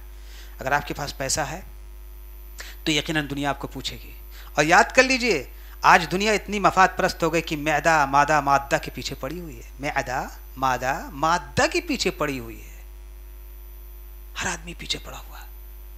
लेकिन अल्लाह रब्बुल आलमीन कुरान मजीद के अंदर इरशाद फरमाता है, मैं तवक्कल अलल्लाह फहुव हस्बुह व यरज़ुक़हु मिन हैथु ला यहतसिब। अल्लाह रब्बुल आलमीन पर जो भरोसा करके काम करता है, अल्लाह रब्बुल आलमीन उसको रोज़ी देता है, और वो ऐसी जगह से रोज़ी देता है कि उसको एहसास तक नहीं होता है कि कहाँ से रोज़ी दे दिया। इसलिए यकीनन आप इस पर यकीन रखिए कि रोज़ी देने वाला अल्लाह है। रोज़ी देने वाला कोई मैनेजर नहीं है, रोज़ी देने वाला कोई प्रेसिडेंट नहीं है, रोज़ी देने वाला जो बार बार आपको टर्मिनेट करने की, आपको फायर करने की, आपको बाहर निकाल देने की, आपको इखराज कर देने की बार बार धमकी देता है, आपको खौफ खाने की ज़रूरत नहीं है। रोज़ी देने वाला अल्लाह है, कोई ना कोई रास्ता तो निकालेगा, आपको खौफ खाने की ज़रूरत नहीं है। अगर आप मुदर्रिस हैं और आप अमीन हैं, सादिक हैं, सच्चे हैं अपने प्रोफेशन से, तो यकीनन आपका कोई नुकसान नहीं कर सकता। तो आइए देखते हैं निसाब में बेहतरी। निसाब को अमली यानी प्रैक्टिकल एंड वोकेशनल आपका निसाब होना चाहिए कि स्टूडेंट उसको पढ़ने के बाद किसी न किसी प्रोफेशन से या किसी न किसी जॉब से या किसी न किसी काम में वो लग जाए, और लगने के बाद उसको किसी भी किस्म की कोई दिक्कत ना आने पाए। उसके अलावा असातिज़ा की तरबियत, अगला जो तदारुक है, असातिज़ा की पेशा वाराना तरबियत के लिए खुसूसी प्रोग्राम,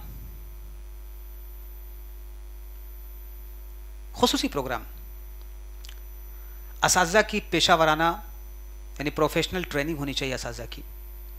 हर 6 महीने पे 7 महीने पे टीचर्स की अगर ट्रेनिंग होगी तो है सी बात है, हर फील्ड के माहिरीन लोग हैं, कुछ ना कुछ हर आदमी अपनी फील्ड में हर चीज़ को नहीं पाता है। कुछ माहिरीन हजरात जो ट्रेनिंग देंगे वो ट्रेनिंग देते वक्त बताएंगे कि हमें क्लास में कैसे रहना है, हमें क्लास का लेसन प्लान कैसे तय करना है, सेट करना है, बच्चों से कैसे बात करना है, छोटे बच्चों को कैसे डील करना है, बड़े बच्चों को कैसे डील करना है, ये सारी बातें ट्रेनिंग के अंदर बताई जाती है।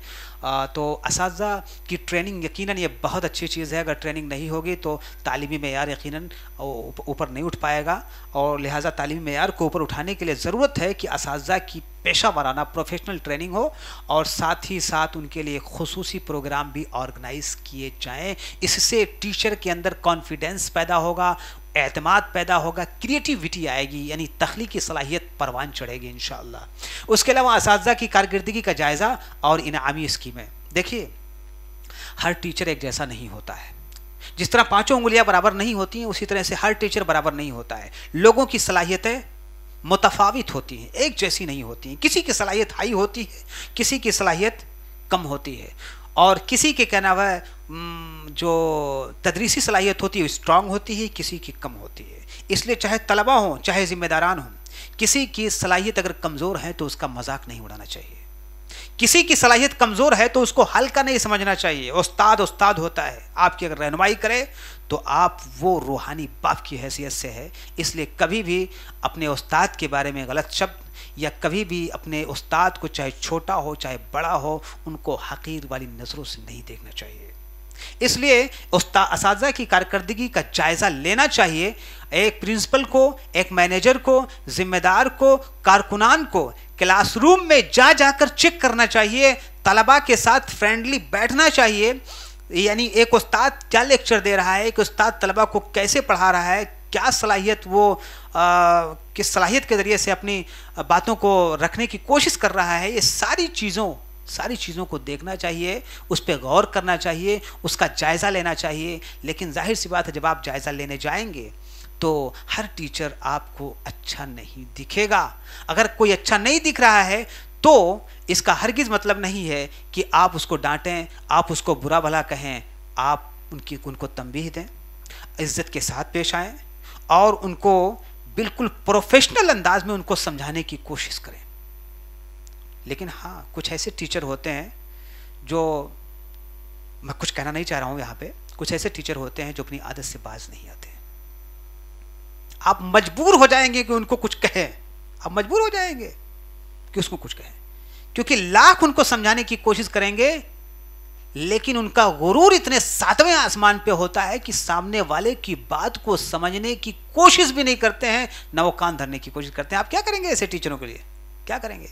यकीनन आजिज आ जाएंगे, आजिज आ जाएंगे तो कुछ ना कुछ कहेंगे, लेकिन फिर भी उसके बावजूद भी इंसान को अपने गुस्से पे कंट्रोल करना चाहिए। जिम्मेदारान को थोड़ा अपना सीरा कुशादा रखना चाहिए कि कोई अगर उस्ताद कमज़ोर है तो कहीं ना कहीं आपको सेट करना है, आपको उनको कहीं सेट करना है, कहीं ऐसा ना हो कि उनकी कम सलाहियत की वजह से तालिब इल्म का नुकसान पहुंच जाए।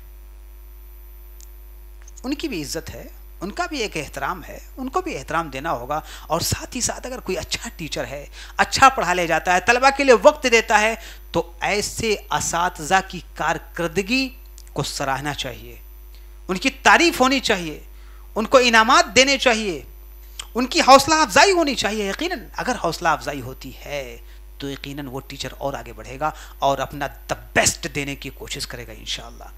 इस तरह से, इस तरह का अगर लहजा, इस तरह का तरीका, उसलूब अगर अपनाते हैं तो इंशाअल्लाह आपका तालीमी मेयार बढ़ेगा, घटेगा नहीं। उसके अलावा जो अगली पॉइंट है, तलबा की हौसला अफजाई, तालीमी माहौल की बेहतरी। इसमें 3 पॉइंट है। तालीमी माहौल की बेहतरी, जदीद तालीमी टेक्नोलॉजी का इस्तेमाल, निसाबी और गैर निसाबी सरगर्मियों की तरक्की। ये इस तलबा की हौसला अफजाई बिल्कुल होनी चाहिए। अगर तालिब इल्म अच्छा है तो उसको इनामात से नवाजने चाहिए, उनकी तशजीह होनी चाहिए, उनको करेज मिलना चाहिए। और साथ ही साथ उनको पढ़ाने के लिए जो नई टेक्नोलॉजीज़ हैं, नए नए तरीके हैं, नए नए मेथड हैं, टीचिंग एप्टीट्यूड और टीचिंग मेथोलॉजीज़ वगैरह को अडॉप्ट करके, इख्तियार करके आप तलबा को बताएं, समझाएं। और उसके अलावा निसाबी और गैर निसाबी सरगर्मियों की तरगीब दें। सिर्फ ऐसा नहीं कि क्लासरूम में बैठा के आप पढ़ाएं, वही सिर्फ क्या ना भाई इल्म है, वही एजुकेशन है। आप फील्ड में ले जाकर आप उनको बताएं, समझाएं, खेल खिलाएं, उनको टेक्निक बताएं, ज़िंदगी गुजारने का तरीका बताएं। आप बाहर भी ले जाके समझा सकते हैं। उसके अलावा सियाहत के लिए, टूर के लिए लेके जाएं बच्चों को। यानी निसाब से हटकर कुछ एक्स्ट्रा करिकुलम उनको देने की कोशिश करें। जैसे हमारे यहाँ एक अंजुमन चलती है, अंजुमन तहज़ीबुल बयान, जिसका मकसद ये होता है तलबा के अंदर खिताबत की सलाहियत, यानी स्पीकिंग स्किल, स्पीच डिलीवर कैसे किया जाता है, उनका हर जुमेरात को प्रोग्राम होता है। इस प्रोग्राम का सबसे बड़ा मकसद ये, फ़ायदा यह होता है कि तलबा के अंदर स्पीच डिलीवर कैसे किया जाए उसकी टेक्निक मालूम होती है, और साथ ही साथ उनके अंदर एक कॉन्फिडेंस आता है कि हमें स्पीच को डिलीवर कैसे किया जाता है। मान लीजिए कल खुतबे पे चढ़कर कुछ बात करने की ज़रूरत पड़ गई, तो ऐसे बच्चे, हमारे मदारिस के बच्चे कभी भी हिचकते नहीं हैं, झिझकते नहीं हैं। तो निसाब के अलावा, निसाबी किताबों के अलावा दूसरी सरगर्मियों में तलबा को मसरूफ़ रखना चाहिए। खेल हो गया, स्पोर्ट हो गया, क्विज़ कंपटीशन हो गया, या उसके अलावा बैतबाजी हो गई, या ड्रामा हो गया, या दूसरी चीज़ें हो गई। इन सारी चीज़ों से तलबा का भरपूर फ़ायदा होता है और उनको फ़ायदा मिलता है। उसके अलावा वालिदैन की शमूलियत होनी चाहिए। वालिदैन के लिए तालीमी आगाही प्रोग्राम्स होने चाहिए। जाहिर सी बात है, तलबा के जो वालिदैन होते हैं वो इतने संजीदा नहीं होते हैं, तो उनके अंदर संजीदगी पैदा करने के लिए हमें 6 महीने पे, 9 महीने पे, साल भर पे कभी ना कभी उनके साथ भी मीटिंग करना चाहिए, उनके साथ बातचीत करना चाहिए, तालीम को लेकर उनको जागरूक करना चाहिए। उसके अलावा तलबा की कारकर्दगी पर वालिदैन के साथ मुशावरत करना चाहिए। एक तालिब इल्म होता है, कमज़ोर होता है, आप गार्जियन से बताएं कि आपका बच्चा कमज़ोर है, क्लासरूम में कुछ उल्टी पल्टी हरकत करता है, आप गार्जियन से बताएं कि आपका बच्चा ऐसा कर रहा है। उसके अलावा जितनी भी प्रोग्रेस है आप गार्जियन को शेयर करें, और शेयर करके उनको आगाह करने की कोशिश करें और समझाएं, और उनकी भी हौसला अफजाई करें कि यकीनन आप कितने संजीदा हैं। अगर संजीदा हैं तो हौसला अफजाई होनी चाहिए, और अगर तालीम को लेकर गैर संजीदा है तो आप उनको समझाने, उनके अंदर जागरूकता पैदा करने की कोशिश करें, या कोशिश की जाए। उसके अलावा हुकूमती इक़दामात जो हैं, हुकूमती इक़दामात जो तालीम को लेकर जो हुकूमतें संजीदा नहीं होती हैं उनको संजीदा होना चाहिए। इसमें हमने कई 3 पॉइंट जिक्र की है। तालीमी बजट में इजाफा होना चाहिए। दूसरा है कि मौसर तालीमी पॉलिसियाँ और निगरानी होनी चाहिए। पब्लिक और प्राइवेट तालीमी इदारों के दरमियान ताउन होना चाहिए। ऐसे देखने में आता है कि पब्लिक जो इदारे होते हैं उनका मेयार कुछ होता है और सरकारी जो इदारे होते हैं, प्राइवेट इदारे होते हैं, वो उनके मेयार कुछ होते हैं। यानी पब्लिक और प्राइवेट तालीमी इदारों में मेयार अलग होता है और आपस में ताउन नहीं होता है, जबकि इस ताउन को बनाकर चलना चाहिए ये। और उसके अलावा आखिरी जो पॉइंट है, शफाफियत और एहतसाब।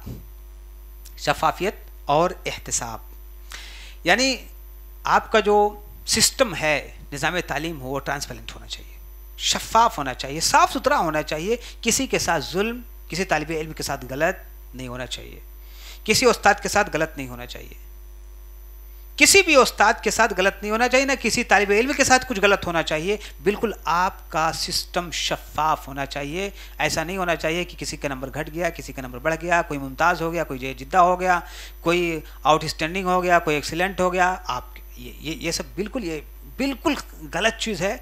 आपको इस तरह का अमल नहीं अंजाम देना है। और ये सारी चीज़ें अगर पाई जाती हैं तो यकीनन इदारे तरक्की की राह पर गामज़न नहीं होंगे, बल्कि तनज़्ज़ुली की राह पर गामज़न हो जाएंगे। उसके अलावा एहतसाब, हर साल के इख्तिताम पर हर इदारे वालों को अपना मुहासबा करना चाहिए। मुहासबा करना चाहिए कि साल तो ख़त्म हुआ, एकेडमिक ईयर ख़त्म हुआ, हमने कितना पाया और कितना खोया। ये सारी चीज़ें अगर आप करते हैं तो इंशाअल्लाह आप तालीमी मेयार के लिए अच्छा कदम उठाएंगे। अब तालीमी मेयार के लिए अच्छा करने की कोशिश करेंगे, वरना यकीनन तालीमी मेयार आपका बढ़ेगा नहीं, घटता हुआ चला जाएगा। ये कुछ बातें थीं कि हमारे मुल्क के अंदर तालीमी मेयार के अंदर जो गिरावट आई है उसके असबाब और उसका तदारुक यानी उस मुमकिना जो हल है उसके बारे में हमने रोशनी डाली है। मुझे उम्मीद है इंशाअल्लाह मोहतरम नाज़रीन कि ये लेक्चर आपको पसंद आएगा।